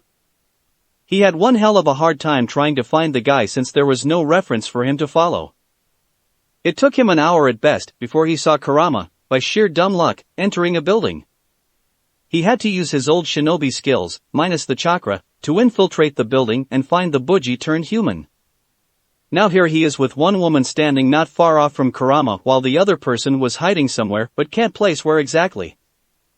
The one visible woman was a tan woman with platinum blonde hair and a pixie haircut in a black, women's business suit with a green tie. She did seem normal if it was just that, but the details that stood out were the tattoos sticking out from the shirt's collar along with the woman's eyes being very similar to a certain perverted, pale snake with the yellow slitted eyes. Well, if I did make it easy, then a lot of my competition would find me easily and cause me problems early on. But for this one time I decided to let you find me so we could chat," replied the hybrid as he was going over paperwork without looking up to the silverette. "Yeah, I'll talk about your place of business a little later, but first I want to talk about this," Naruto said as he held out his hand and focused a little as purple and blue sparks came to life in his hand before a sphere of blue and purple fire surrounded his entire hand. I was wondering when you will realize you had that," Kurama said as he stared at the trick in Naruto's hand. "When did you know?" Don't play dumb, Kurama," When did you know I had this? The publisher demanded before he shook his hand to fizzle the sphere away. When I last saw you at the gala, Naruto. You were clenching your fist really hard to draw blood, but as soon as it left your skin it evaporated away. I felt something coming from that format being alive, yet at the same time it wasn't. He explained to his former landlord. So, then what is it, furball? Well, for one, it's not chakra. Yeah, no shit. I noticed that when I tapped into this when I fought Riptide earlier today. Other than that, I absolutely have no idea. This is absolutely all new to me in all my years of existence. I have never seen that sort of thing ever, or else I would tell you right here and now. Really, you're just gonna tell me just like that, rabbit ears? Naruto said to get a jibe out of Kurama. All he got was a slight-eye twitch on the little comment while getting the other two occupants in the room to laugh a little. Seriously, you had rabbit ears, Kurama? The platinum blonde woman said while getting Naruto to tell she must have had a heavy Hispanic accent before getting it adjusted. That might explain on him rutting like one every night with us. Came a voice from underneath the desk, getting Naruto to facepalm. Seriously, you are doing that now, here of all places? The Silverette muttered. Well, you say that as if it was a bad thing. Oh, just shut up and get her up from that position. Sigh, fine. Well, Anko, you heard the man. The hybrid said as he pushed his chair back and zipped himself back up. When hearing the name, Naruto had a sinking feeling on who he will soon meet next in the doppelganger list. Yeah. The woman said as she got up from under the desk, confirming his suspicions. If it wasn't for the attire being very similar to the platinum blonde woman, then she would pretty much be a perfect semblance to the Anko he knew back in his home reality. Nice to meet ya, Naruto. Name's Anko, at your service. She said in a chipper tone that the Silverette knew all too well. Kurama, does she? Yes, she does have the blood-licking fetish. Let's move on. The hybrid said in an exasperated tone. So, what should I do now with this power? The Silverette asked. Well, since this is pretty much new to either one of us, then the proper way is train. Train? Yup. Research, train, meditate, rinse and repeat. It's what I would do in your position and possibly what other metas have done, I think. So might as well do that. Giving the human/fox hybrid a look before accepting that little bit of logic while giving out a defeated sigh of sorts. Okay, so having that out of the way, mind telling me what is up with this place? With the guns and drugs? Ah, yes, that. Mind telling me how you became a fucking crime boss, Kurama? Well, if I told you, then you wouldn't really like it. I'm already not really liking this at the moment. Now tell me what I want to know. Naruto yelled out, not getting either of the other occupants in the room to be fazed by the outburst. Okay, fine. Well, if you must know, it was sometime after we had gotten to this world and we went on our separate ways. I needed a place to crash and needed to unwind some built-up anger on something after what happened to us before coming here. So, I ended up following this one thug to his hideout and killed all of his buddies before tossing out all unwanted stuff in there at the time. Turned out when I was cleaning house, it was one of the places for a human trafficking operation. Kurama said, getting Naruto to frown on that bit, but nodded for the hybrid to continue. So, after I got the product out of the place and they went to do their own thing, I decided to just go through any connected businesses, and things eventually led to finding the crime boss behind it all. Laughs, the Gato of this reality was still a piece of shit like the one back home. So, once I killed him, I turned the entire business upside down and reformed it to my liking. Now before you ask, I'm staying away from school zones and kids since I don't want to deal with any of that shit. Kurama said to get that out of the way. So, what are you just trying to do exactly? Being a kingpin of crime in Gotham by taking out a lot of the competition? Yeah, pretty much. Sometimes if you want to take care of crime, you gotta control it. The hybrid said before seeing Naruto's look. Look, Naruto, I know this isn't a good kind of business given your past experiences with Wave and other missions in the past, but this is a necessary evil of sorts. If I want to help Gotham be a bit better than it previously was, then I need to have this business to take care of this problem. So, what's up with these two? How did they get into your employ? Naruto asked, getting Kurama and the two bodyguard girls a questioning look. What? I'm just curious. Kurama soon adopted a thinking pose as he was pulling things from his mind to the forefront for how he got his two snakes to be with him.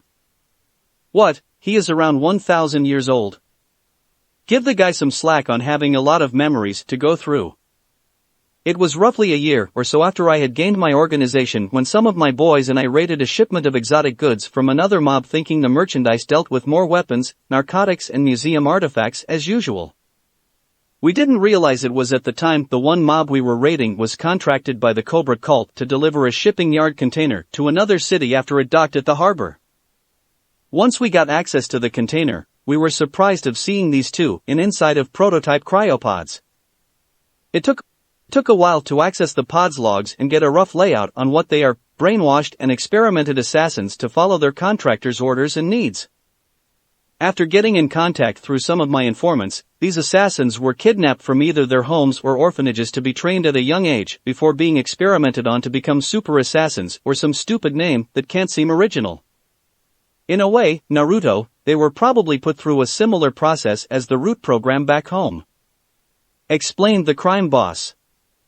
Naruto narrowed his eyes and growled in disgust, thinking back to Sai when he told the Silverette what he was forced to do in the Root program and how he dealt with it once Danzo was killed by Sasuke. He glanced at the two women and felt sympathy towards them on what they must have had to live with. Not wanting to deal with any further problems with them in my custody, I removed them from the pods while keeping them in a medical coma so I get the microchips in their heads removed. After waking up, they wanted to try to have a normal life, but things got complicated when cult members tried to get them back and were forced to kill them. Things lead to another and I ended up employing them into my services. And what about, well, Anko giving Foxy a blowjob? Anko bluntly said, getting the Silverette to hesitantly nod. Yeah, what was that about? Oh, for sage's sake, Naruto, you're 25 years old and you published Jiraiya's porn, for crying out loud. You can say words of the sexual nature all you want now. Kurama said while rubbing his head in slight frustration. I mean, seriously, how innocent are you? Like I plan on telling you that, furball. Naruto muttered before focusing on the purple-haired assassin. So, are you dating him, Anko? Yes, I am. Even roped Copy here into joining in our fun. She enthusiastically said, getting the platinum blonde to facepalm on her partner's enthusiastic nature. Anko, you don't have to tell everyone we meet that. It gets old and annoying. Copperhead said in frustration, getting a laugh out of the other snake assassin. So if I want to find you next time, Kurama, how can I contact you? The Silverette asked, drawing away from the snake's little banter. Well, unless your new source of power lets you hone onto others' life energies to make things easier to find me, then you have to do it the old-fashioned way, or I contact you. Nodding at this information, he turned around to leave before waving the three goodbyes. It easier getting out of the place with the guards not looking out for him while in alert. Naruto planned on possibly coming back here, but from what he could tell that this was a temporary facility for Kurama's operation and will be moved sometime after tonight. Well, seems I'll be pretty much having no free time anymore now. The publisher said as he was heading towards his car. He brought his hand up and focused a little, causing the fiery sphere to surround his hand like before. Now, I wonder what you can really do. Chapter 4, Training for the Holidays. Couldn't have asked for a better way to start the day. Naruto said to himself as he stared out of the window of his loft. He was currently wearing gray sweater with a pair of jeans with a cup of hot cocoa in hand. For the past several weeks Gotham wasn't able to get any snow at all, which was unusual for this time of the year, but last night it finally snowed and blanketed the city to make things right for the Christmas holiday. Christmas. Even after a decade being in this reality, he couldn't really wrap his head around Christmas all that well. Who would want to celebrate the birth of some prophet/son of a god that ended up adopting Kami knows how many pagan customs and whatnot to make Christmas one odd holiday? Well, obviously, not a lot of people do it, as they mostly get presents for friends, family, and loved ones. Not really remembering on what the meaning of the holiday is all about, being with those close to you and spending time together no matter how good or bad things are. Well, that's what Naruto had gotten out of it in his opinion. There is Hanukkah, Kwanzaa, and the winter solstice to consider in this late time of the month and year, but let's not get into that now. Ever since Pam came back from her trip to Louisiana a little over a month ago, she became really happy on how it turned out.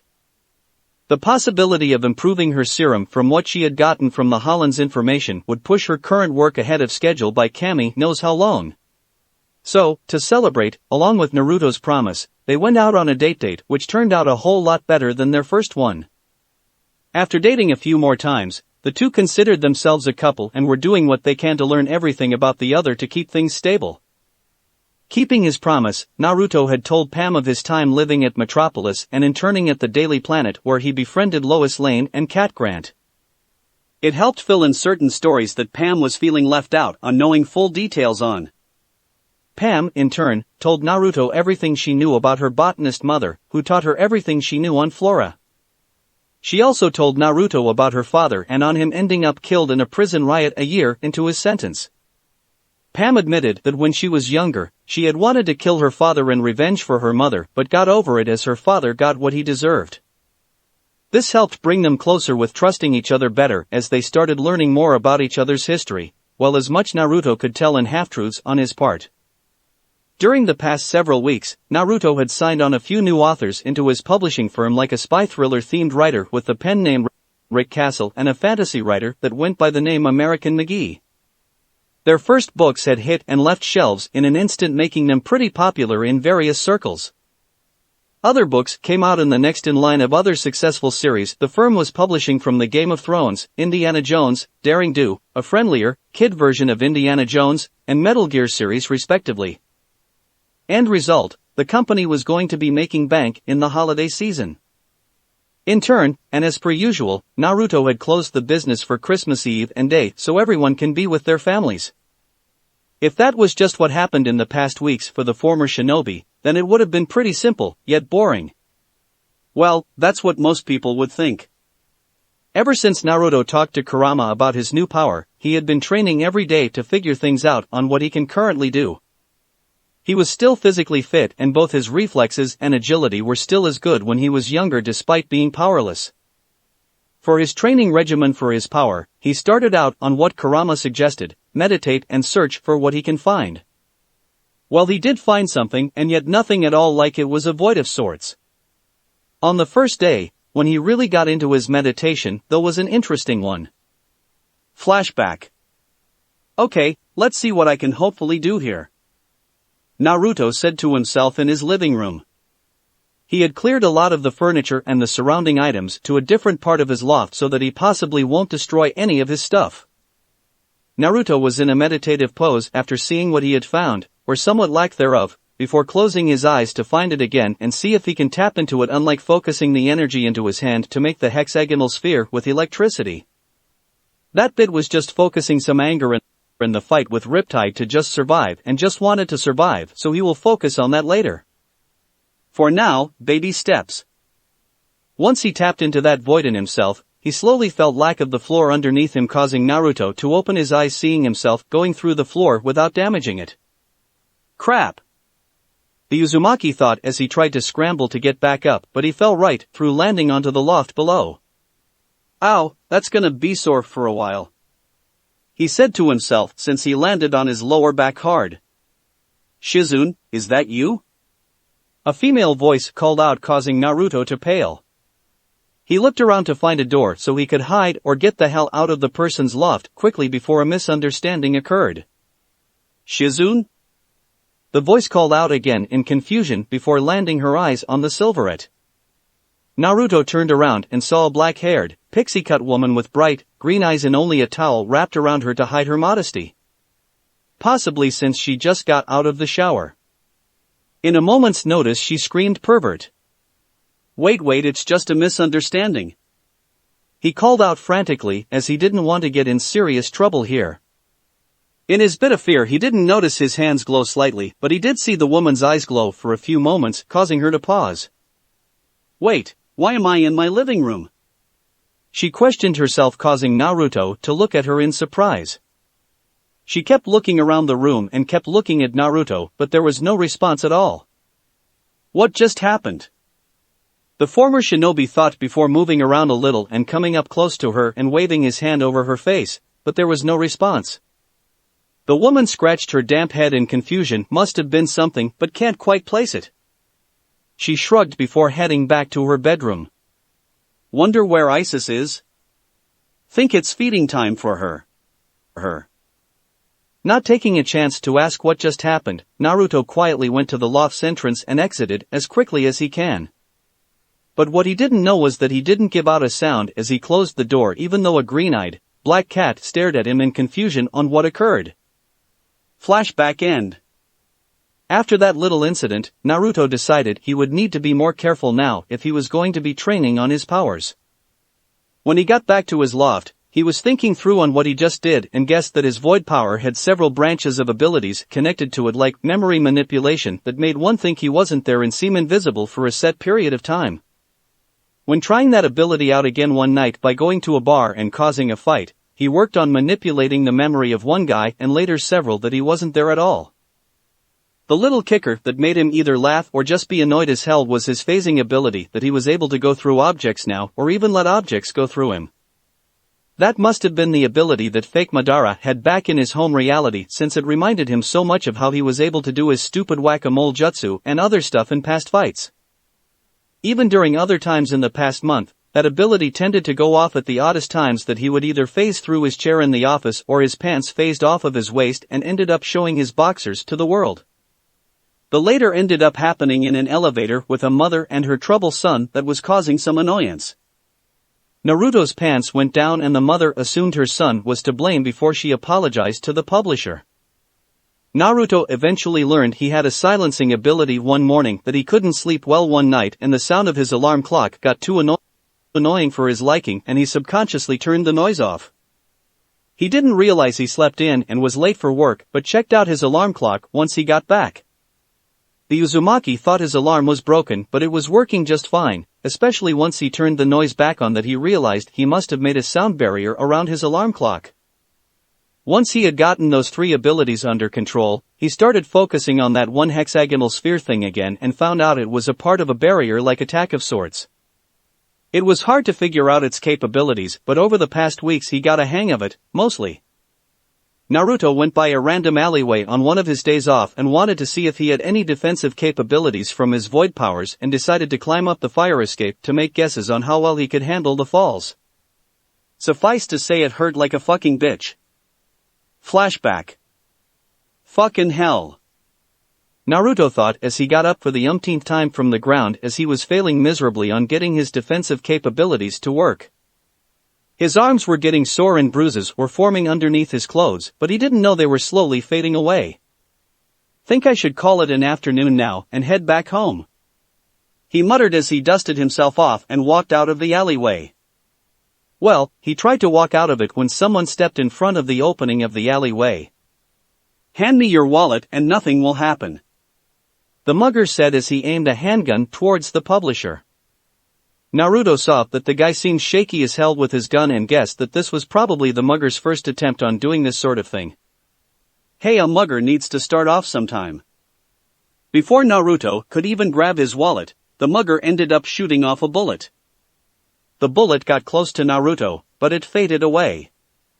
This seems familiar, he said to himself as he remembered the attack at the Rose Cafe with the lightning bolt about to kill Pam.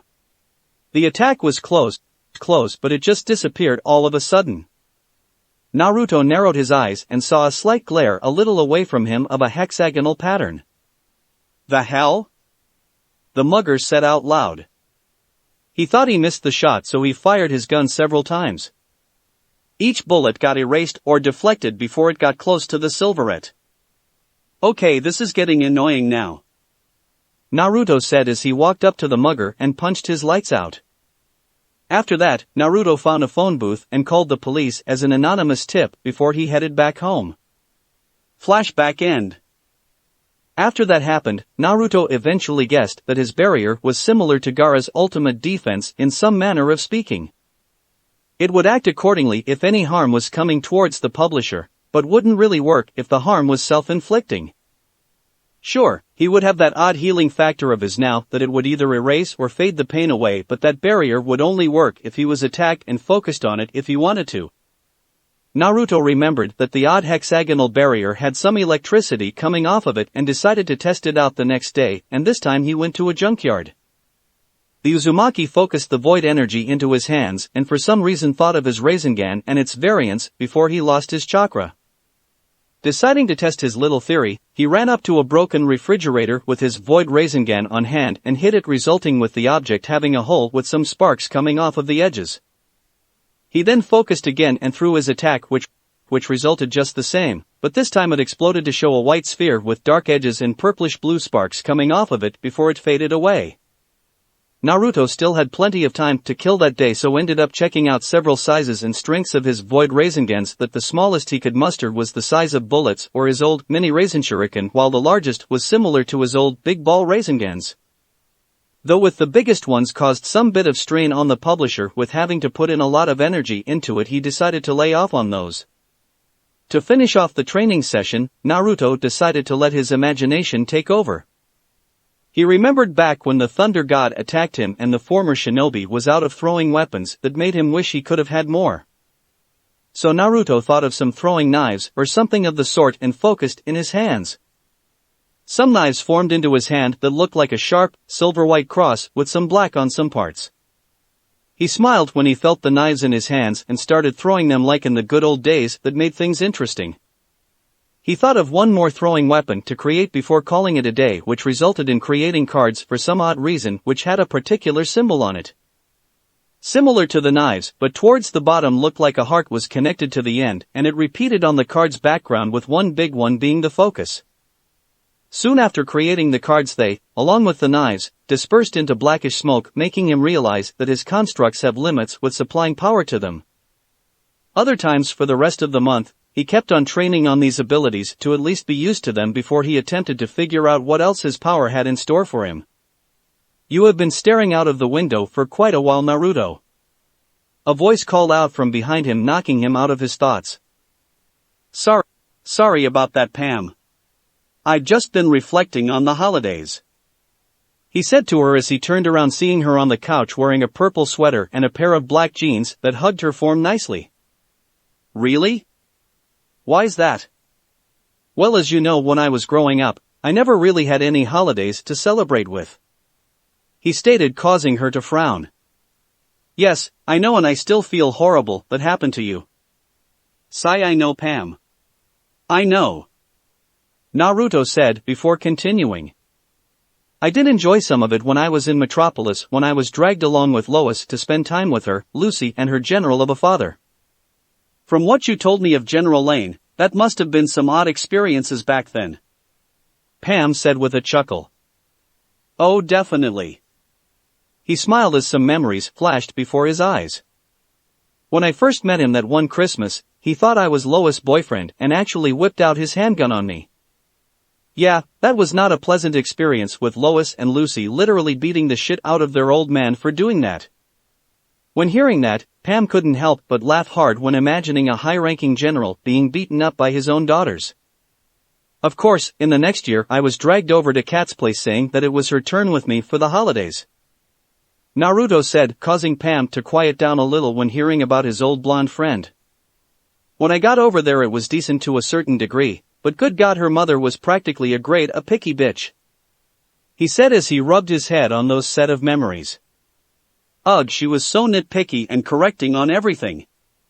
How Kitty Cat was able to handle her for most of her life is beyond his understanding." "Hopefully you were able to settle Cat down, I take it?" Pam asked as she got up to nab some more hot cocoa from the stove. "Pretty much. She wished though she could not have gone to see her family that one year, but she had to go or else she wouldn't hear the end of it. But stuff with family pictures and whatnot was the reason. Though I did make it up to her by bringing her with when I went to visit the Lanes on the next Christmas." That was your last Christmas in Metropolis before your internship ended, right? The botanist asked. Yup. Both Kat and Lois made it more memorable by going a bit above and beyond from what they could muster, and I appreciated it dearly. The publisher said with a sad smile. Pam looked at her boyfriend with a small smile and could tell he misses his two friends a lot. Sure, he did call them every now and then in the past several weeks to see how things are, but it wasn't really the same. Naruto even called the two earlier before she came over to his loft and wished them a Merry Christmas and hoped they will enjoy their gifts from him when they open them tomorrow. Well, enough about that, Pam. What would you like to do today? We got the entire day to ourselves before dinner later. He asked, getting Pam to adopt a thinking pose. Well, despite not liking people cutting down trees for the holidays, I do enjoy seeing the Christmas lights at several places, and Jezebel Plaza is one of them. The redhead said before putting up a shrug. Other than that, I have nothing else in mind. Once hearing that, Naruto thought of what the two could do to kill time before it was time for them to head out to see the lights. He looked over to the side and saw his movie collection on the bookshelf. Maybe we could watch a few Christmas movies to kill some time, Naruto said as he pointed out his collection. You can even pick which ones you want to watch while we get the meals ready. Sounds good to me. She walked up to the collection and stared at several before pulling out 2 VHS tapes from their spots and shown them to the publisher, A Miracle on 34th Street and It's a Wonderful Life. Any particular reason why you chose those two? They were old favorites of mine when I was younger and used to watch them with my mother every Christmas, Pam said, getting Naruto to nod in understanding. Seemed a little sexist on the Wonderful Life film, but what do you expect with that film being pretty outdated along with 34th Street? I hear that. Besides, with what our plans are now going to be this evening, I would rather do those instead of watching It's a Wonderful Life when the TV stations air it tonight, she said with simple logic before she went over to his TV set and popped in the first film as the two went over to the kitchen to start making their meals. Time started passing by as the two enjoyed each other's company cooking their desired meals. They occasionally took glances at the film even though they are mostly listening to it while focusing a lot of their attention on their Christmas meal. For their planned meals, Naruto was having mashed potatoes, steamed vegetables, stuffing, and a small Christmas turkey. As for Pam, she was having chestnut and shallot tadins with mushroom and Madeira sauce along with some of Naruto's mashed potatoes and vegetables. By the time the two films were done and over with, their meals were done and ready to be consumed since afterwards they will be walking off their meals. They had some light conversations during the whole thing and didn't have much else to talk about. As long as they were together then nothing would seem dull. The sun was starting to set, meaning that the Christmas lights were going to be turned on very soon. So they grabbed their coats and scarves and headed out to one of the various locations they plan on going to this evening. Once exiting the building, they were walking to their first destination. Did you hear? I heard that the Joker escaped Arkham Asylum not too long ago. A random person said to another as Naruto and Pam headed towards them. Really? You think he'll do something today on Christmas Eve? The other person responded. Doesn't he have any family he would be with even after escaping? Well, to my knowledge, I think he doesn't have any. The first person said as the two people were soon left behind in Naruto's and Pam's trail. Well, that doesn't sound good to hear, Naruto said as he subconsciously held Pam closer to him, which she didn't mind at all. I know. I hope he doesn't cause any problems tonight, Pam muttered as they kept on walking. The two passed on by various stands and Naruto had stopped by at Donation Santa to donate some of his money on hand. The man appreciated the gesture before going back to his own thing as he kept on getting donations soon after. Time has passed for the couple as they enjoyed the festivities of some caroling groups every block or so to seeing the various Christmas lights on display in the parks and plazas. They even passed on by the Gotham Entertainment Center where they had various Christmas trees on display for contests on which ones were more decorated and extravagant. Yeah, Naruto had to hold Pam back quite a lot when they went in there because of the murder of many trees for the sake of entertainment. Before long, it was time for them to head back to Naruto's loft, with it getting much colder to their liking. Instead of walking back, they hailed for a cab to get them to their destination to turn in for the evening. It took a bit of time for them to get back, and once they were inside of the loft, the two got out of their warm clothing and decided to do their own thing. As Naruto was refreshing himself, he couldn't help but think he should get Pam something really special. Sure, he already got her a few presents, which the publisher can tell she will love, but he felt that he needs to give her more than just those gifts. But what exactly should it be? His mind was pretty preoccupied that he didn't realize on how long he was in the restroom that once he exited he noticed the lighting in his bedroom seemed different. Pam, is something going on? He questioned as he looked around for her and noticed a bit more that the bedroom had a bit more light in it despite it being dimly lit. The bedroom curtains were drawn out to reveal the full moon and some stars shining brightly despite the lights of the city below. Nothing is wrong, Naruto. I just wanted to set things right. Pam said from the closet door, blocking his view of her. Setting things right, for what? Naruto drawled out as he soon saw a beautiful sight before him as Pam exited the blocked view from his closet. When did you get that, Pam? Naruto nervously stuttered as he roamed his eyes all over her form. Her hair was undone, making it appear like long waves reaching towards the middle of her back. She wore little makeup, which consisted of faint green eyeshadow and green lip gloss that made her face more stunning. But what else she wore was what really stood out. She wore a green Christmas lingerie nightgown with a green Santa hat with white cotton on both pieces of the attire. Wearing this just improved her appearance more, that she looked incredibly arousing when showing her flawless skin, her mile-long legs, and her firm breasts and buttocks. All this, well, I got it a few days ago and I was saving it for tomorrow for you to open, but I just couldn't resist any longer. Pam said in a tone that made him hot under the collar, while he was in just his boxer shorts and a white t-shirt, so give him a break. So, do you like? She asked as she stood right in front of him, seeing him blushing hard. Not able to give a verbal answer, he nodded yes, which made her smile. Good. The botanist said as she held her hands towards each side of his face and pulled him down for a kiss. Lemon start. Their kiss was gradual at first, with it being sensual before Naruto wrapped his arms around Pam to get her closer for a more intimate kiss. The Uzumaki soon broke away from Pam before he turned his head down and targeted her neck. Every nip he delivered down the botanist's neck sent electric tingles coursing down her spine, and if he could look at her half-lidded, glassy eyes, then he would tell she was enjoying the experience. In the past several weeks since they became a couple, they never went far in the physical portion of their relationship, with them just having soft petting in their make-out sessions, but they never gone past that point.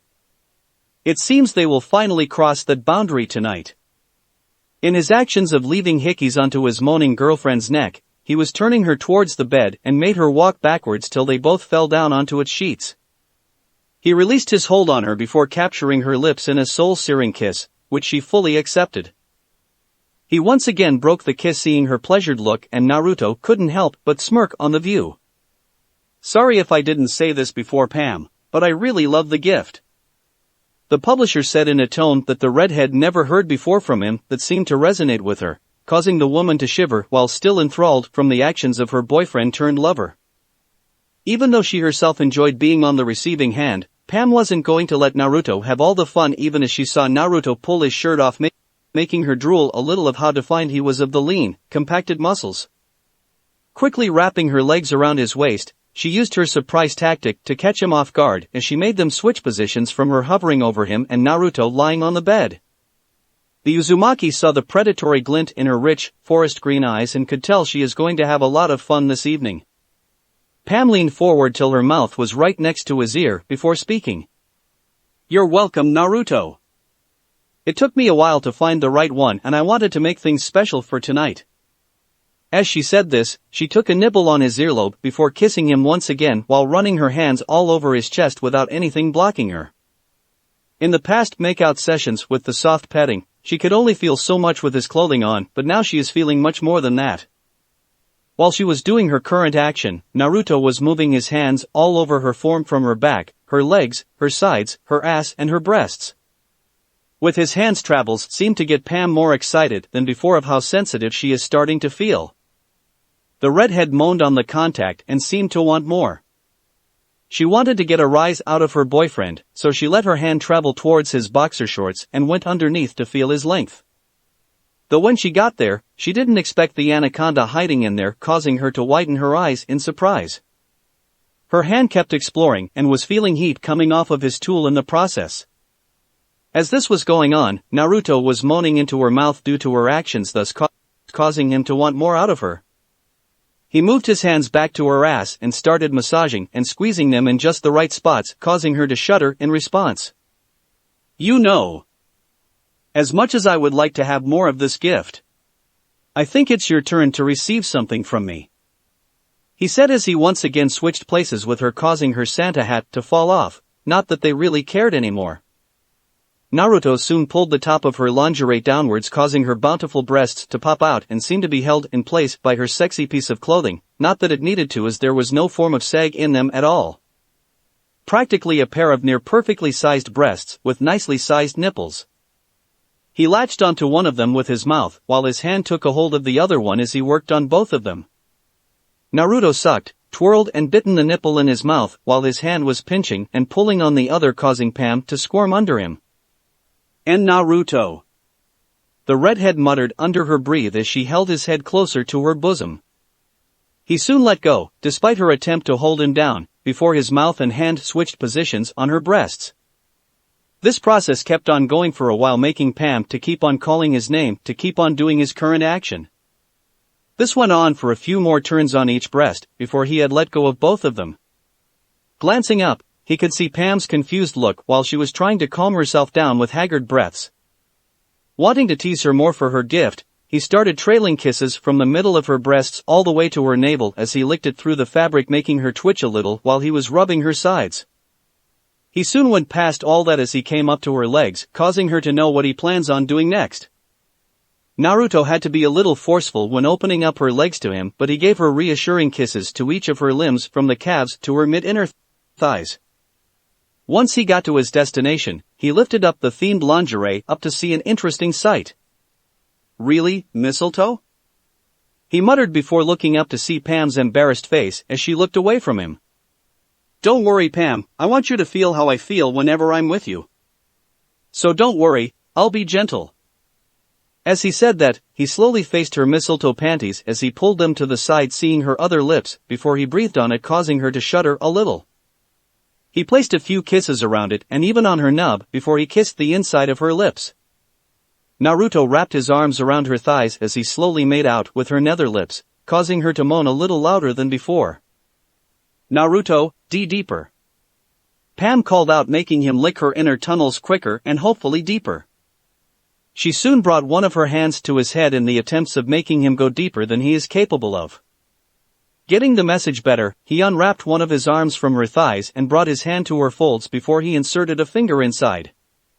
As soon as he moved it around, he licked her clit several times, making her shudder more before adding in another finger to bring her more pleasure. And Naruto, faster. The redhead called out as he complied once again as he inserted another finger and started pumping a little faster than usual as he soon bit onto her clit a few times before inserting his tongue back into her folds with his pumping fingers. It didn't take much longer as Pam started feeling something build up and her back was starting to arch. She held his head tighter between her legs as she tried calling out his name. Oh God. Oh God, Naruto. I'm gonna dash, she tried to warn her lover, but it was too late as she came. A torrent of fluids came rushing out and Naruto felt some on his face before he greedily took what he can into his mouth. Once it was over, he licked her nectar from her skin before he crawled on up, seeing her eyes were rolled up to the top of her skull. Must have been that strong of a reaction. He brought his hand to her face and turned it towards him and kissed her, making her taste her own fluids. Once Pam realized what was going on, she couldn't help but break the kiss to get a better taste out of herself, pretty much sweet yet fruity. It made her feel a little turned on more if that was possible before she met his open mouth, drinking deep of his tongue and lips. They bumped teeth, chuckled slightly, as she attempted to take more of her nectar from his mouth. The redhead's heart swelled at the kiss, if it could even be accurately called that. They licked and sucked greedily, demanding to be in control, refusing to break before the other did. Pam's face reddened to a purple before she forcibly pushed Naruto back with strings of saliva still linking them as she tried to regain her breath. Pam looked away on what was about to come next and Naruto gained a confused look that made him want to ask the obvious question. Is something the matter? The botanist shook her head and wordlessly looked away from him with gaining more of a blush on her cheeks. Have I dash no? She interrupted making him frown slightly. Can I dash no? Pam cut Naruto off again, even grabbing the bed's blanket to cover her bare breasts. She spared a fleeting glance at her lover, choosing instead to silently scrutinize her fingernails as if they were the source of her intense discomfort. Naruto observed this without a word, allowing Pam the space she seemed to so desperately, suddenly need. A moment passed. And then two. Pam. The publisher said, curiosity getting the better of him, if there's a problem I should know about, we'll just dash. I may dash, she interjected, making him grow more curious. I may dash. Naruto had never seen the woman before him so anxious in the entire he knew her, and it bothered him greatly. It soon got him on what she was trying to say. I may dash, you're a virgin, aren't you? He responded with a rhetorical question, making her nod. Yes. The redhead confirmed, her voice little more than a whisper. Though Naruto was most definitely shocked by this development, he decided that it wasn't the time for 20 questions. He cupped Pam's face gently in her hands, adjusting it to meet her own. Naruto kissed her on the forehead, then lower on her nose as she continued to avoid Naruto's gaze, still colored with embarrassment. Pam. He said, gaining her attention despite her still looking away from him. I don't care if this is your first time or your umpteenth time. If you had previous lovers in the past, then I wouldn't care less about you, and if I'm your first, then I would still consider it great of me being with you. She listened and could hear the sincerity in his voice, that it was making her heart throb for him. I have told you before that I have never been with anyone and that you are the first person I have entered a relationship with. He paused as she gave her full attention to him. Pamela Lillian Isley, you have entered my heart, took root, and blossomed greatly. That my love for you has grown in our time together. I don't know how it came so fast in such an amount of time, but I don't care. If you are in my life, virgin or not, then I will love you always. And if it makes you feel any better, you will forever be my first. As she heard his confession towards her, she couldn't help but shed tears with her sudden fear of being a virgin vanishing away before she leaned up and kissed him like she never kissed before. Once she broke away from the kiss, she regained her conviction like of what she planned on doing earlier this evening. She stared deeply into his hazel eyes and spoke a simple, yet strong phrase to him. Take me. Naruto, straight-faced, looked her square in the eyes before she leaned forward and kissed and suckled her neck, making the botanist kneel in pleasure. Please, take me. A modest smirk grew on Naruto's face, imploring Pam to say it again and again as he kept doing his action on her neck and then doing so on her breasts, marking her as his. She eventually caved and screamed, take me, please. I want you. I want all of you, Naruto. He complied and pulled down his boxer shorts at last, with his member straining against the fabric. Once it was free, he guided it towards her wanting, moist slit and lubricated his pulsating cock before he slowly entered her till he hit a barrier. She moaned a little in discomfort and he paused in response before looking into her eyes. He moved one of his hands into hers and interlaced their fingers while his other hand rested on her hips. After a few moments, she nodded him to continue as he pulled back a little before pushing forward, breaking her barrier. It was slightly painful for her as she tightened her grip with his while her other hand gripped the bedsheets hard while also gritting her teeth on how thick his member was. For him, she was extremely tight, like a vice that could possibly cut him off at a given moment. After a few more moments, Naruto slowly moved, making Pam gasp a little on the growing feeling inside of her. He pulled back and slowly went back in. That slowly made the slight, painful process turn into a slowly pleasurable experience. He started going in and out of her as the two of them were starting to breathe in and out at a quick pace before they captured their lips for another soul-searing kiss.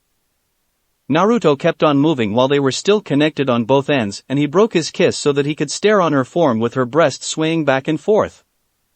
He could clearly see the hickeys and bite marks he made on her, which made him feel more aroused and, if possible, harder than he has been not too long ago before entering her. Naruto, harder. Pam slightly demanded, and Naruto soon started to put a bit more force into his thrusts as he was feeling his velvety walls.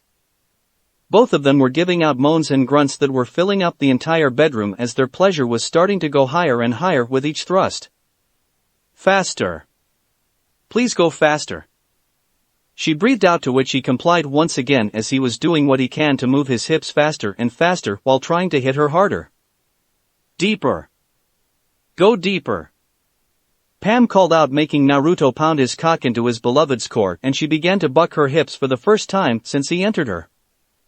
After several more thrusts, Naruto leaned down and flipped themselves over so that Pam could be on top while Naruto was on the bottom again. Getting the message, she slowly went down on his member with a newer sensation of gravity forcing her down before trying to pick up the pace. Pam looked to Naruto and got the silent message to take her time, since they have as much time as needed. She slowly went up and down while holding onto his chest to keep herself steady. Eventually she started bouncing up and down in different paces to see which one suited better for her before gyrating her hips around for more sensations. While this was going on, Naruto was staring up on her moving orbs before bringing his hands up to knead and play with them as her tight, plump rear smacked against his lap. He gripped her erect nipples and she moaned from the silverette nail, tweaking and twisting them.